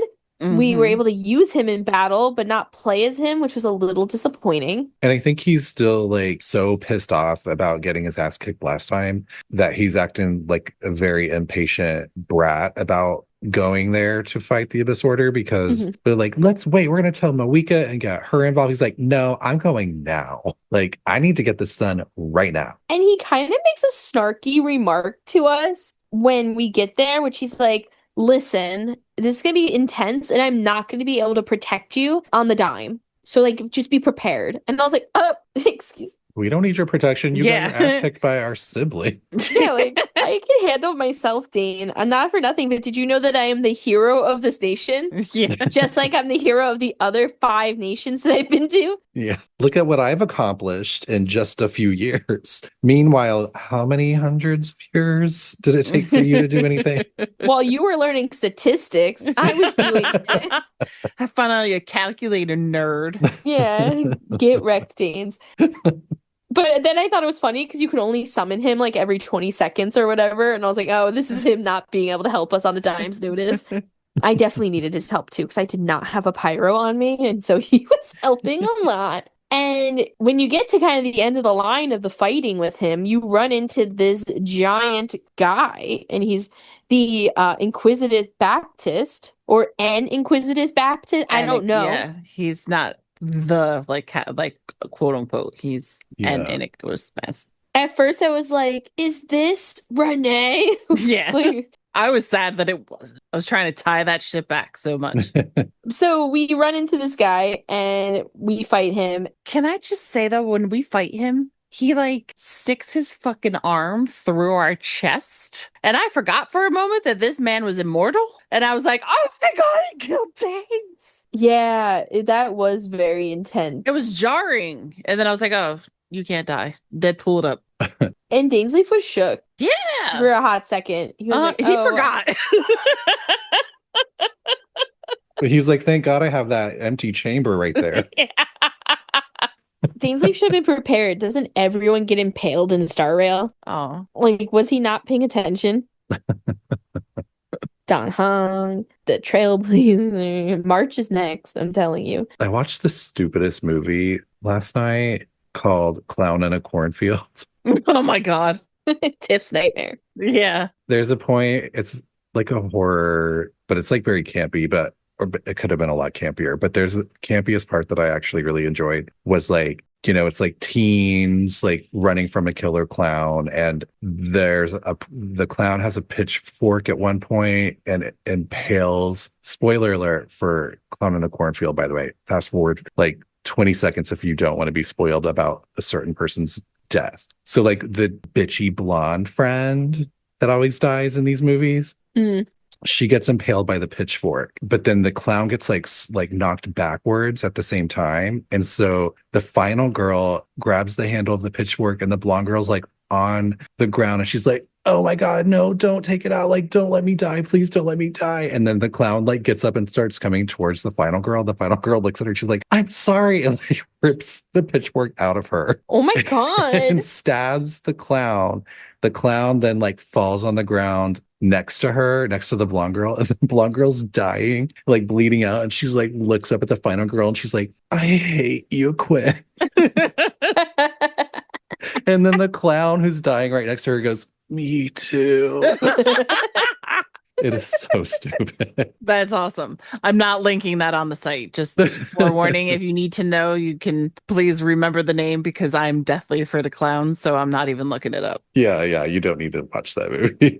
But also, can we just say what a perfect analogy, because that is totally what Danes and this Baptist guy are also saying to each other. Because they're just hurting each other over and over. It's like, well, I can't kill you, but I can make you very uncomfortable. Yes. So we end up finding out that the Baptiste is actually Hayden, the power-hungry dickhead swordsmanship teacher. And Dainsleif is like, oh, my mortal enemy. I will kill you 100 times over. And then the screen shakes from afar. And it felt like I was watching a sex scene from afar. Oh. You know, and like they're like they move back and you just see like the bedroom like rumbling in a cartoon. And I was like, oh, what's What kind of happening in this? cartoons are you watching? I think it's really more so The Sims. Oh, okay. You know? Got it. We come back to them and Hayden is exhausted. And this is when Hayden lore drops for us about the ring and how that's what's keeping, Dainsleif going. And now, prior to Dainsleif being like, oh, I'm going to kill you 100 times over, the Baptiste says to the Traveler and to Dainsleif that the Loom of Fate is in effect and it is alive and well, and then a new Khaenri'ah has been built. And he's very proud. And we end up running away to go check on the girl that we found, who found our little hibernation key. There it is. Dearest. And Dainsleif stays back to beat this guy up 100 times over. And after they beat each other up, Hayden is like, I don't remember Khaenri'ah. I wish I could. And Dainsleif like sits there and he like deeply thinks about Khaenri'ah and all of his memories of Khaenri'ah. Which is hilarious because it's like you literally just killed him over and over, and then he just says the right thing, and Dain just kind of sits back and is like, let's think about Khaenri'ah. He's like, I miss home. Yeah. I miss when we were friends. Yeah. You got me feeling so nostalgic. Oh, Hayden, you're such a turkey, Hayden. But then Hayden comes out of left field and is like, fool, I tricked you. The Loom of Fate actually wasn't activated. Khaenri'ah hadn't been rebuilt, but now it is because you gave us all your memories, and we knew that you would remember Khaenri'ah in ways that we don't because of your stupid fucking ring. And you're like, oh my God, Dainsleif just keeps getting got.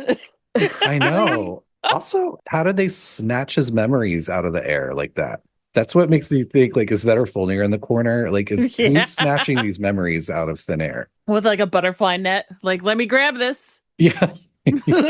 Can the Loom of Fate just like siphon memories from people? I don't know. Sounds like it. I mean, it's bread and butter of how it's going to work. So I'd imagine that has some kind of vacuum suck job kind of set up in there. It's a Nepha. A Nepha shows up with her arm vacuum. Stop. But yeah, and so Dainsleif is like, fuck, I've been fooled again. And he goes, and because of that, I'm going to beat you up again. And that's how we leave Dainsleif, guys. That's the last time that we see Dains. Now, just to clarify, I want to make sure I kind of understood this right, because I found it confusing, and I also tend to just glaze over when I'm watching like timey-wimey bullshit. But at the start of this quest, like what was actually going on is that, if I'm understanding correctly, like we find out that our sibling spoke to the Lord of the Night and negotiated the allowance for the Abyss Order to weave new ley lines for Khaenri'ah, which they do, but they do that since they're doing it in Natlan with the Lord of the Night's help, I'm presuming, that sort of causes the weird time bleed where dearest is like still in the olden days and we're in current day, but we can interact with each other. Mm-hmm. And then that results because, even though that time bleed is happening because they're weaving the ley lines in Natlan, once they're done, that results in this quote unquote atlas being created, which can actually harness these new ley lines. And now all that they need for this atlas is a place to lay them down. So they basically have like little miniature ley lines, like in this little compact atlas device. Right. And now they just have to get where the memories belong and they can implant them there. And then the ley lines will grow there. And then I was a little unclear on like, is time going to rewind or is it just going to recreate it as it was? I took it as a recreation of as it was. I did too. Okay, that's what I assumed, but I wasn't sure. So it's going to just be the same old Khaenri'ah, but it's not necessarily going to reverse what happened to the Hilly Churls. Like it's not going to get rid of the curse. I think it is. Now, well, what's interesting is that the Lord of the Night talked to Sitlali about all of this, but wouldn't tell Sitlali everything. Oh, yeah, that's true. Now, as we know, the Lord of the Night has a good relationship with Renova, the Shade of Death, who also caused the curse on the Khaenri'ahs. Mm-hmm. So I don't know if there's some shady business going on there. I also wanted to go back to the time bleed for a minute just to clarify there as well. My understanding with the time bleed is that it almost seems like Daredith was propelled forward momentarily because you have the option. She's telling us how our sibling is the blonde-haired hero that they're all looking for. And she asks us if we can give her something so that when she does run into our sibling, she can be like, look, savior, I found your sibling. And we contemplate giving her the hibernation key. I didn't give her the hibernation key. I was like, this is mine. Go away. Mine. I was vetoed by that option. My sibling came and was like, bitch, you can't fuck up the timeline. And it suggested that Daredith goes back to the Cataclysm times and gives that to our sibling.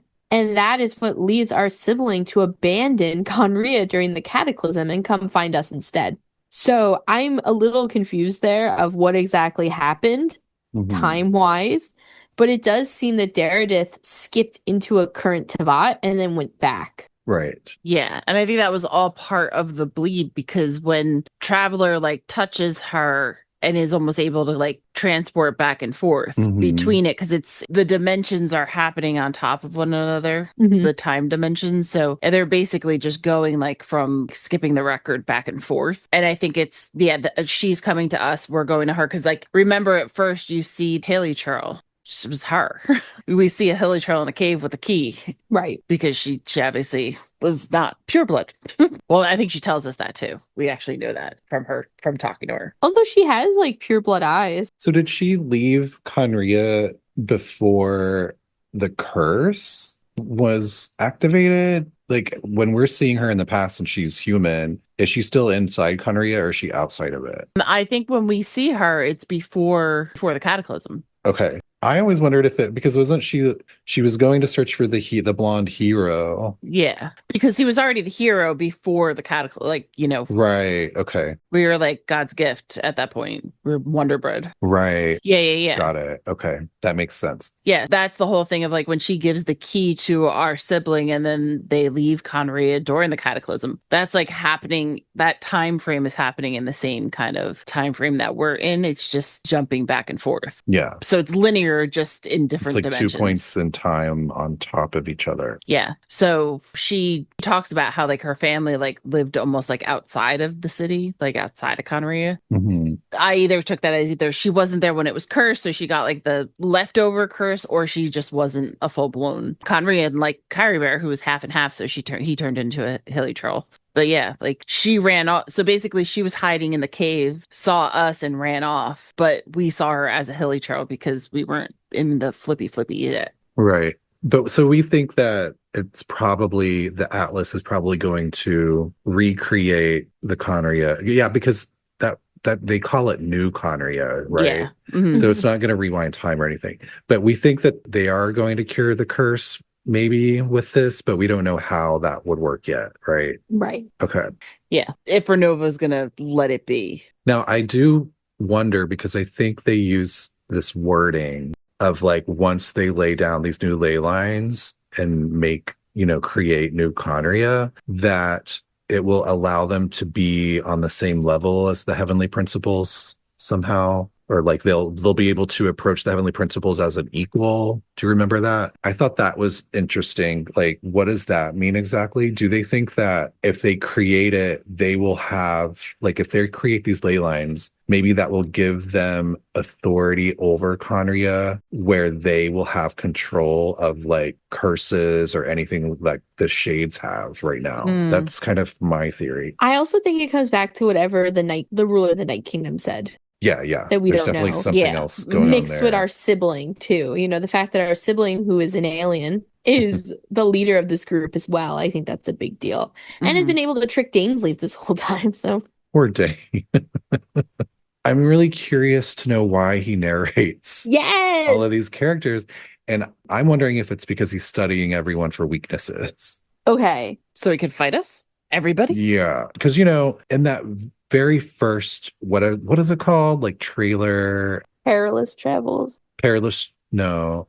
It is the Teyvat chapter storyline preview travail. Yeah, that. In that, at the end of that, he's basically like alluding to the fact that we're going to eventually have to fight him. Mhm. So it would make sense to me that he's like studying all these people that we are coming into contact with because he knows that they might be fighting with us. So he's like, I need to study them and know exactly what they do and what their weaknesses are. And then he pulls out his calculator. Doopy doopy doop. And then on the back of the calculator, it says like there's like an engraving and it says like the number 4 and then Garcia and then a heart. Luton. Oh my god. I actually have a bit of a different theory here about this, and it goes back to him being the bow keeper. So if we go back to this idea of him being possibly related back to Irminsul and protecting Irminsul, I wonder if he just knows everything because he has access to Irminsul. And that would make sense when we think about whose trailers he doesn't voice. You know, mostly people who aren't in Irminsul. Or I wonder if it has something to do with a time loop where he's seen everyone before. You know, we know Venti has almost hinted at times to a time loop. And we also know that Irminsul is fucked, so who knows what's going on there. So I don't know. My third theory is that he's just old and he's been traveling and he's seen all these characters grow up, so he just knows a lot about them. Because he has nothing else to do until we show up except learn stats. See, I like the idea that he's studying weaknesses because to me it helps explain why he's going through their attacks one by one. I know that that's just like for our benefit, but like as the audience, funny. But I love the idea that it has a real reason in the game too. Of like they use their elemental burst for this, and it causes this to happen. Oh yeah, I like it, B. I do.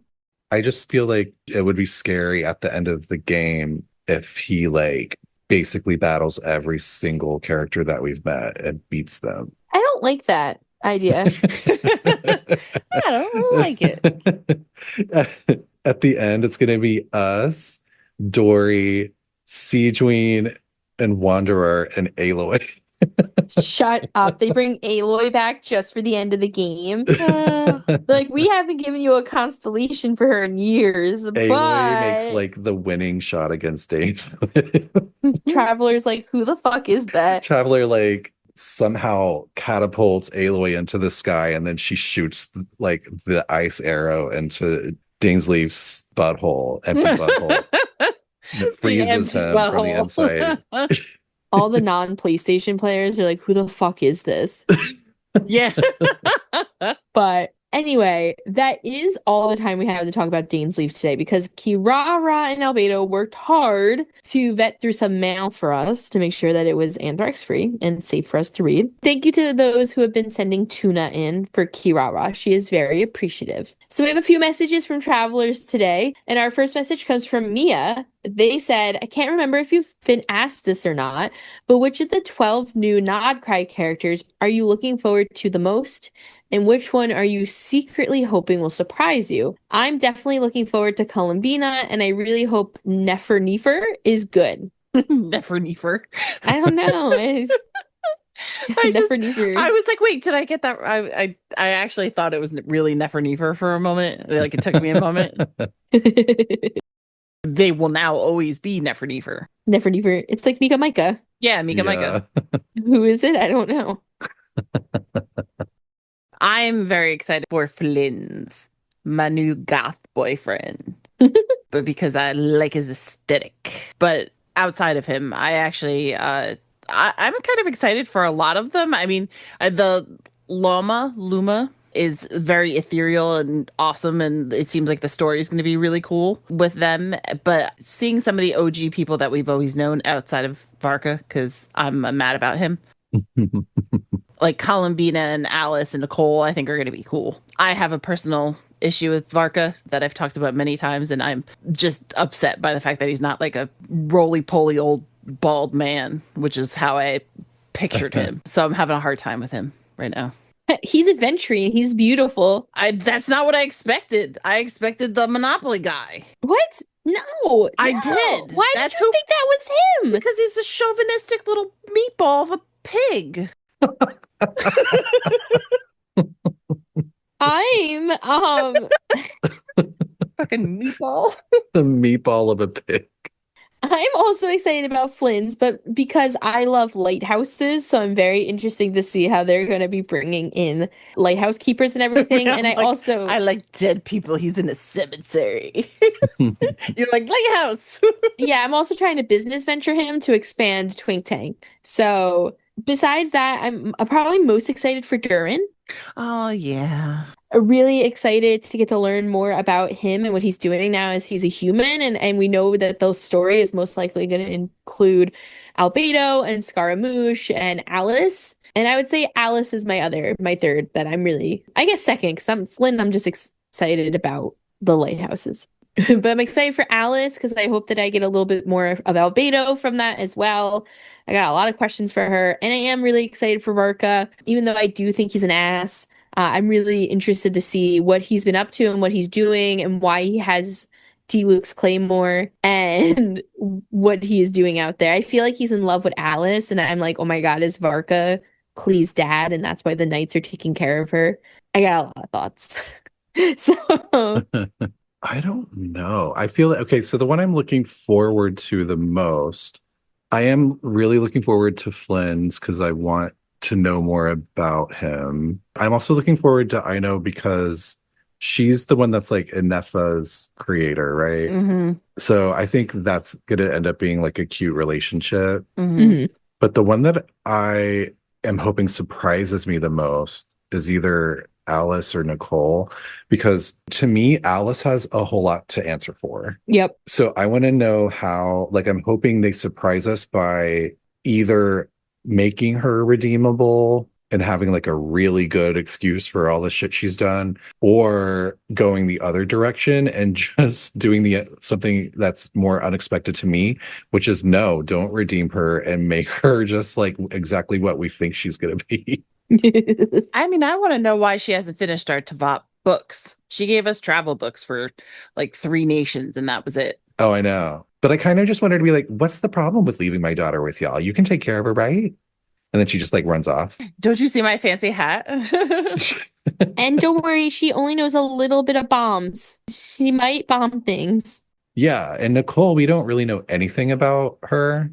So She's a teacup. she's what? A teacup. Yeah, she's a teacup. Now she's the one that speaks to us while invisible, right? Yeah, but isn't she also a teacup at one point? I think they just show her as a teacup. Like, it's like she's invisible. We can't see her. Here's a teacup instead. She just like hangs out in Irminsul. She's the real Bowkeeper, if you think about it. Don't tell Danes that.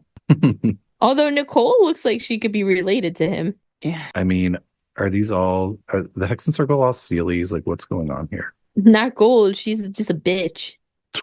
Yeah, so that's what I'll go with. I don't know much about Nefer yet. Sorry, Nefernifa. Get it right. Yeah, get it right, Brandon. I haven't really looked too much into her. And then, some of the other ones are just like, I'm not super excited yet, but I might be once they come out and I see how they handle them. Mm-hmm. Well, time will tell. It's going to be soon. So thank you for the question, Mia. Thanks, Mia. Thank you. Our next message comes from Shep, and they said, ever since at least Sumeru, there has been an overarching quest line for the regions. Sumeru had the Aranara, Fontaine had the Research Institute, and Natlan had Little One. What do you assume Nod-Krai's will be? I think it'll be about the Columbino worshippers, and the Archon quest will then be about Nicole and Sandrone. As a follow-up, what do you think the gimmick will be? Sumeru had Dendro, because it was new. Fontaine had Bol and the Numa Osaya. And Natlan had the Saurian Phlogiston Night Soul gimmick. I will say, I think we know the gimmick is going to be that moon stuff. Mm-hmm. Yeah, the lunar reactions. I don't know, do you guys think anything else will be like that secondary gimmick?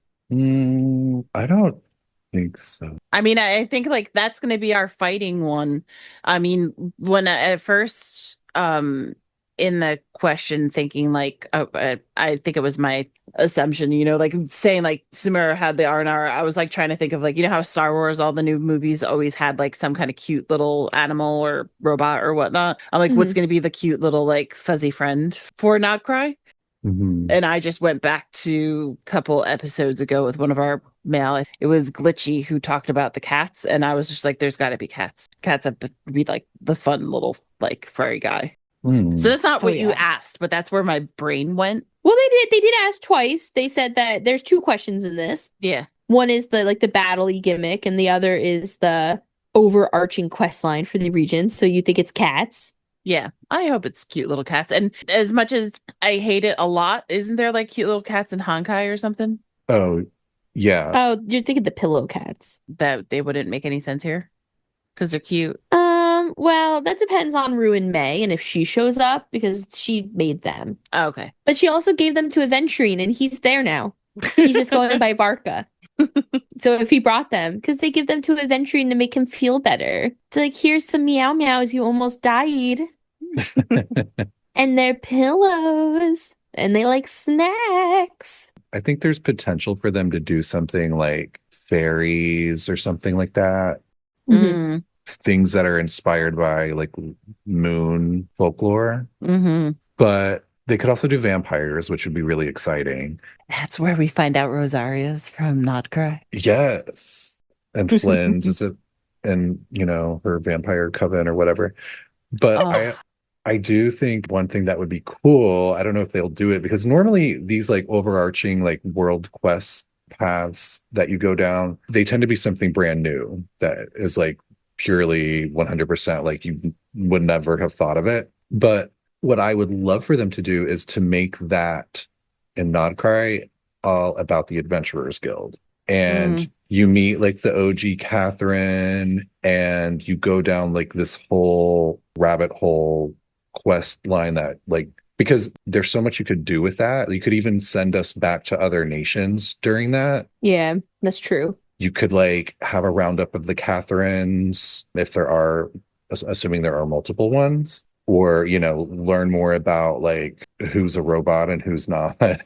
Yeah. So that's what I would hope for. But there's a lot of potential, I think, for just any kind of like moon-based mythological creatures. Werewolves, you could do werewolves. I'd really like for the quest line to follow Durin. We really don't know why Durin's out there, and I'm sure he'll end up falling into place with the Archon, but I think it'd be cute if it was almost like Durin showing us around and also discovering life as a humanoid. And I think that would be fun because you could bring Alice into it, you could bring Albedo and Scaramouche into it, and have these playable characters out there with him, but also have him being like, oh, hey, like, these are the light keepers, and this is what I've learned since I've gotten here, and Alice makes great tea, and like, I feel like Durin could do like these subtle lore drops, or maybe he's even like needs to find something. I don't know what he'd be looking for, but I feel like Durin could be like a fun overarching side quest, just him trying to figure out how to be personally. But thank you, Shep, for the question.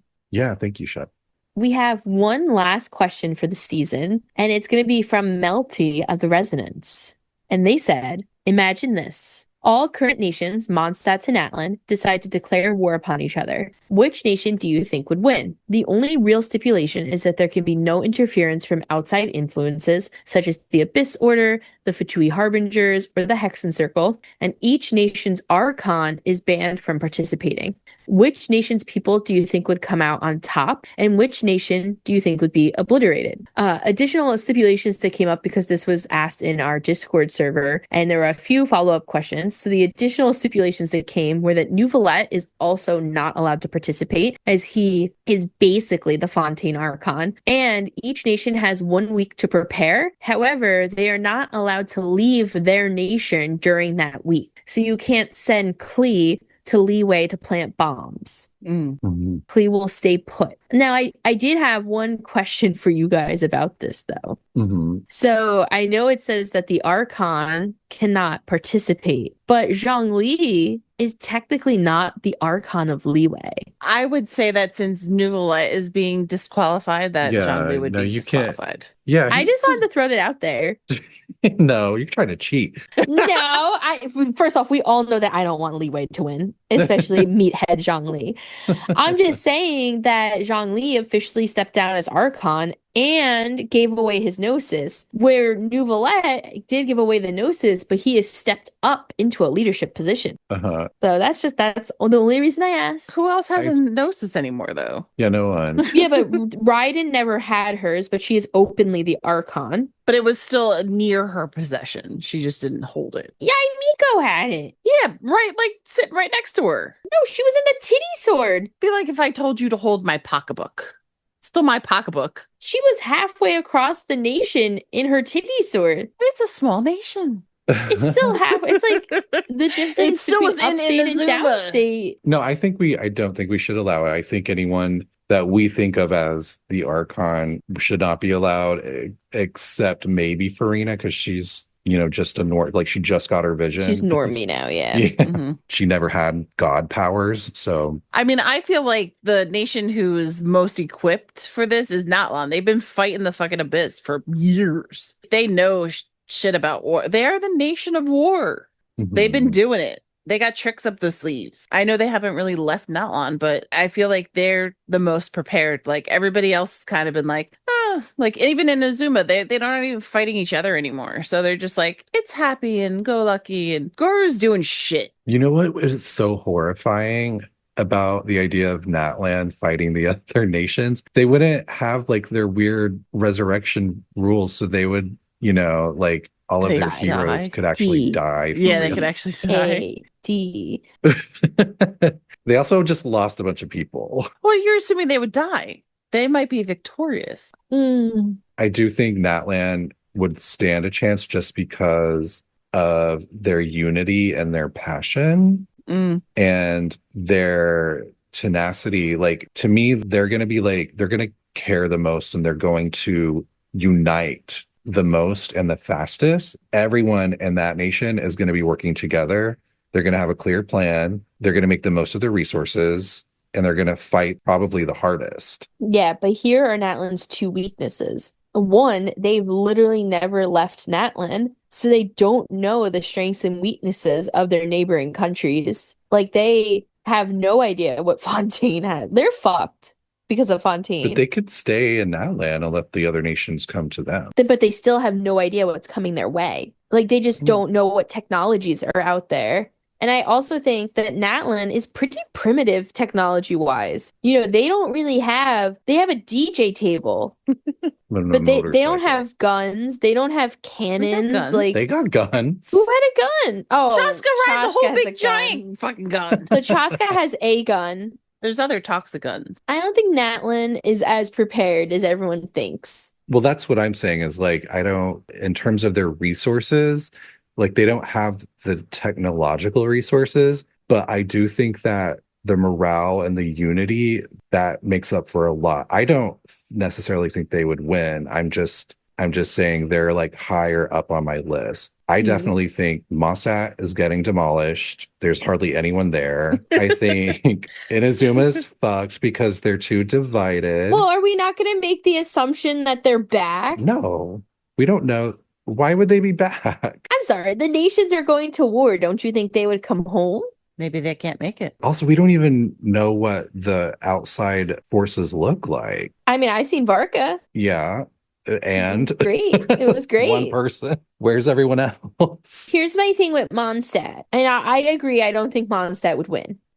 I'm shocked to hear you say that, to be honest. Well, I think the thing with Mondstadt is that they have a lot of great alliances that they are not going to be able to use in this. I think that if the alliances were allowed, they would have Venti. I think Andreas would defend them. I think you'd have Dvalin, and you'd have Durin protecting them. I think you'd also have the Hexen Circle protecting them. Yeah, definitely. But none of those people are allowed to be involved.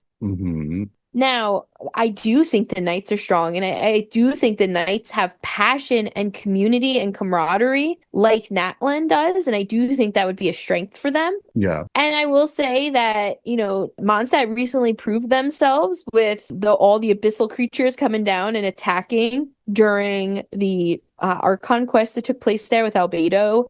and the chess set and everything. So I do think that they would stand a chance to not be totally demolished. But they are in the end. When I don't think they're the most primitive nation. I still leave that to Natlan. But Mondstadt is probably the smallest besides Inazuma. They're one of the smaller nations, and they're losing their extracurricular helpers. And I think that they would struggle. And there's just a lot of their fighters are gone.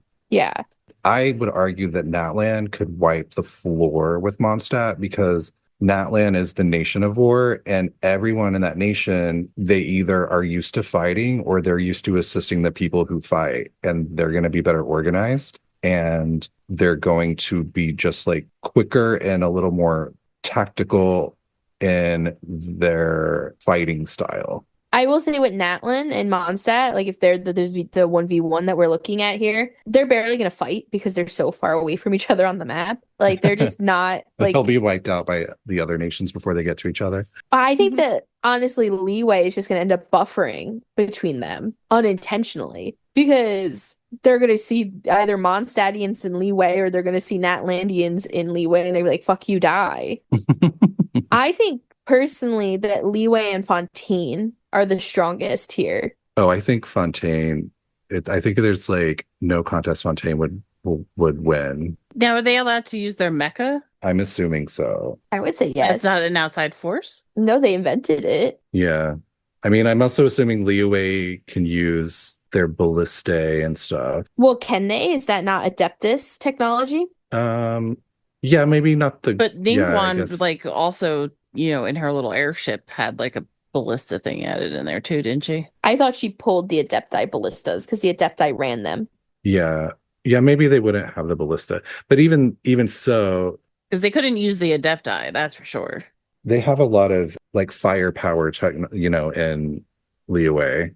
In Fontaine, they're just going to take the airship, Risey's airship, and just drop bombs on everybody. Yeah, I think Inuzuma's too divided, and I think Liyue is like, they're going to be well defended against attacks. But with Fontaine, they're going to be like, first of all, they have their mech army. They can spend that whole week preparing by just building more mechs. Yeah. Then, you do have the airship, but you also like, they could just try to find a way to flood people out. Like, let the armies come in and just flood them. Yeah. Use the trifle bowl against them. Yeah. Use the water to like drown people. Sumeru will turn on all the giant Ruin Guard machines. What were those like the golems? Oh yeah, that would be golems. Interesting. I know. I feel like I said Liyue and Fontaine. I think now I'm changing it. Fontaine's definitely gonna win, but I think Sumeru's gonna come in second, and then Liyue. See, I was thinking Sumeru might be too divided as well because they've had so much history of like the academia versus the desert, But we've seen that the rulers of both areas now, like the people in charge, like in the desert and in the forest, they've really come together. I mean, you have Candace and Dia really, and Sino bringing people in from the desert. You have Sethos now, like they get along fine. I just feel like there's such a history of the Eremites not getting along and not trusting the other. It's the same thing with Inazuma where you have Watatsumi. Yeah. They'd have to use like that extra like week of preparation to convince the Eremites that they're going to get paid. I just think they would listen to Dia, if I'm being honest. I don't think they all would listen to Dia. I think some would. Some of them, yeah. I think enough of them. There's got to be like some money up on the table. But Sumeru is also so massive.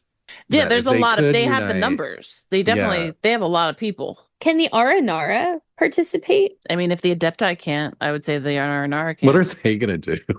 Did you not remember that giant blast? They're gonna make you fall asleep. That guy like did a giant laser beam. That was scary. I just feel like they'll forget what they're doing halfway through it, and they'll be like, "Let's go back home." Wait, do you mean the Pari? No, I'm talking about the Aranara. Who did a giant blast with an Aranara? At the end of the big Aranara quest, they do like a huge explosion laser beam thing. Oh, I just keep thinking of the laser. You say laser beam, and for some reason, my only thought is the one in Pariland. It's Oh, just no. my brain just goes to that one. I don't remember either laser, to be honest. Sumeru also has the twink tank, so Right.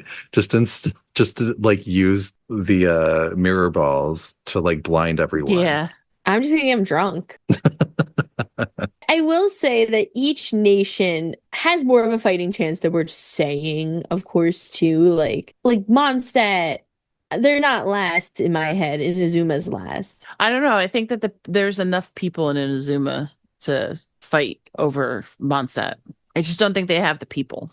I do. They don't have the manpower. I'm a little skeptical, Feeny. I've met more fighters in Mondstadt than I have in Inazuma. Most of the people I mean, Yoimiya is great, but her big thing is she makes fireworks. Like every playable character that we've met in Mondstadt, for the most part, is a Knight of Favonius. You know, like they're all big guns. I mean, you have Diluc, Jean, Albedo, Kaeya, Lisa. Yeah, but I don't think that. I think it's still the amount of people in the nation is going to end up being. They have a week to prepare, and I think there's already, like there's plenty of people with visions and stuff in Inazuma. I think that, and some of them are warriors, and I mean, Sayu could probably take out half of Mondstadt. Yeah, I don't agree. I just don't. And I mean it seriously. I really don't. And I also think Inazuma is similar to Natlan, where they just don't know what the other nations have, and I think they'd be at a disadvantage from being cut off for so long. I really think knowing your enemy becomes important. Yeah, I don't know. I feel like there's not like a huge like people going like there is now more. We see more people going back and forth to different places, and we even see its little Simulacra toys going places. But I don't think there's been like a huge amount of travel between any of them. Mondstadt, Liyue, Sumeru have a lot of travel amongst the three of them, and they've always been that way. I mean, we've seen people from Sumeru in Liyue before we even had access to Sumeru. Like, We had people from Inazuma and Liyue too. not really. Who did we have from Inazuma before we had access to Inazuma? Kazuha? We always had people showing up in every nation before we got to the next one. I don't remember the Inazuma people. There was ones down by the harbor. I will say that's one thing that Liyue has going for it is intel. Like what you're saying, Feeny, of like knowing what your enemy is capable of and like how they're organized. Like that is a huge asset. Mhm. And I do think Mondstadt might be better at that than Inazuma. I'm still skeptical that Inazuma wouldn't beat them because of they have the Shogunate and the Watatsumi army that are so used to fighting. But Liyue, if you think about it, they're so connected, and with Ningguang being so international and like having her business and everything so she can make money. That bitch is going to throw another jade chamber on the ground. She might be able to win it just by having agents in other names. Yeah. She's going to have all the children. She's going to gather up all the children. She'll have Yelan, like, I don't like the idea of children warriors. No, I'm for the spying. I mean, still, if I see a spy, I don't care how old they are. You're going to kill the children spies? Yeah, stop spying. Oh my God. You entered war. This is what Okay, happens. don't say that in front of Sayu. And she's not here with me. So I think it's pretty obvious to say that we are not going to agree on one in this, but it's a great question. And I think I've seen there's quite a lot. It's not, but there's quite a lot. I think it's Fontaine. Two of us It's think it's 100% Fontaine. Wait, which one do you think it is, Tiff? Who do you think? I still thought it was Natlan. Liyue would be my second. I feel like in the Discord, a lot of people were saying Liyue. So yeah, I think there are good arguments for that. Well, what are your top three? How's that in order? I'll go first. Mine is, I think Fontaine is my number one. And then I think Sumeru. And then I think Liyue. I would probably say Fontaine. And then it's like maybe Liyue, followed closely by Natlan. I would say Natlan, Liyue, and then Sumeru. Well, Melty, thanks for the question. If anyone has any additional thoughts about the question, you can always check out our Discord server, which is 18 plus. It's Shades of Teyvat. It's bit.ly/Shades of Teyvat, all lowercase and no spaces. Yeah. If you want to talk a little bit more with us. But remember, it is an 18 plus area. Yeah, or leave a message on our Instagram or our Spotify or wherever and let us know your pick for which nation would win and your reasoning, because I would love to see what people think. That being said, that is all the time that we have for today as we finish our 6th season. We did it. Woo woo. Travelers, while we will be taking a short hiatus during the intervals between seasons, we do recommend that you email us at talesoftevatpod@gmail.com to let us know what topics you'd like to see in the next season, and to let us know what you liked and didn't like about season 6. Albedo will vet through the mail for us, and then Kirara will carefully deliver it to Angel Share while we drink lots and lots of wine in the off season. In order to fund our wine, you can definitely go check us out on Ko-fi, where you can buy us a cup of coffee that will wake us up after our hangover from all the dandelion wine we will drink, as we also pay for our web hosting and our different editing softwares to make sure that Tales of Teyvat can run smoothly, even if a war happens in Teyvat. Travelers can also feel free to follow us on Instagram, Tales of Teyvat Pod, on Twitter, Tales of Teyvat, or on Threads or Blue Sky under the same name to stay up to date when our next season is going to drop and anything else fun that we have going on. And that's it for season 6. Thank you for coming down all of our journeys and going into Natlan this season, which was a lot. It was, yeah, we went through a lot in Natlan. Mm-hmm. Until next time, travelers, safe journeys. We'll see you next time. Bye, butthole nerds. Oh, not the butthole. Booty, booty, booty, booty, booty. I'm gonna go put an eye up your butt. Whether it's the one in the sky.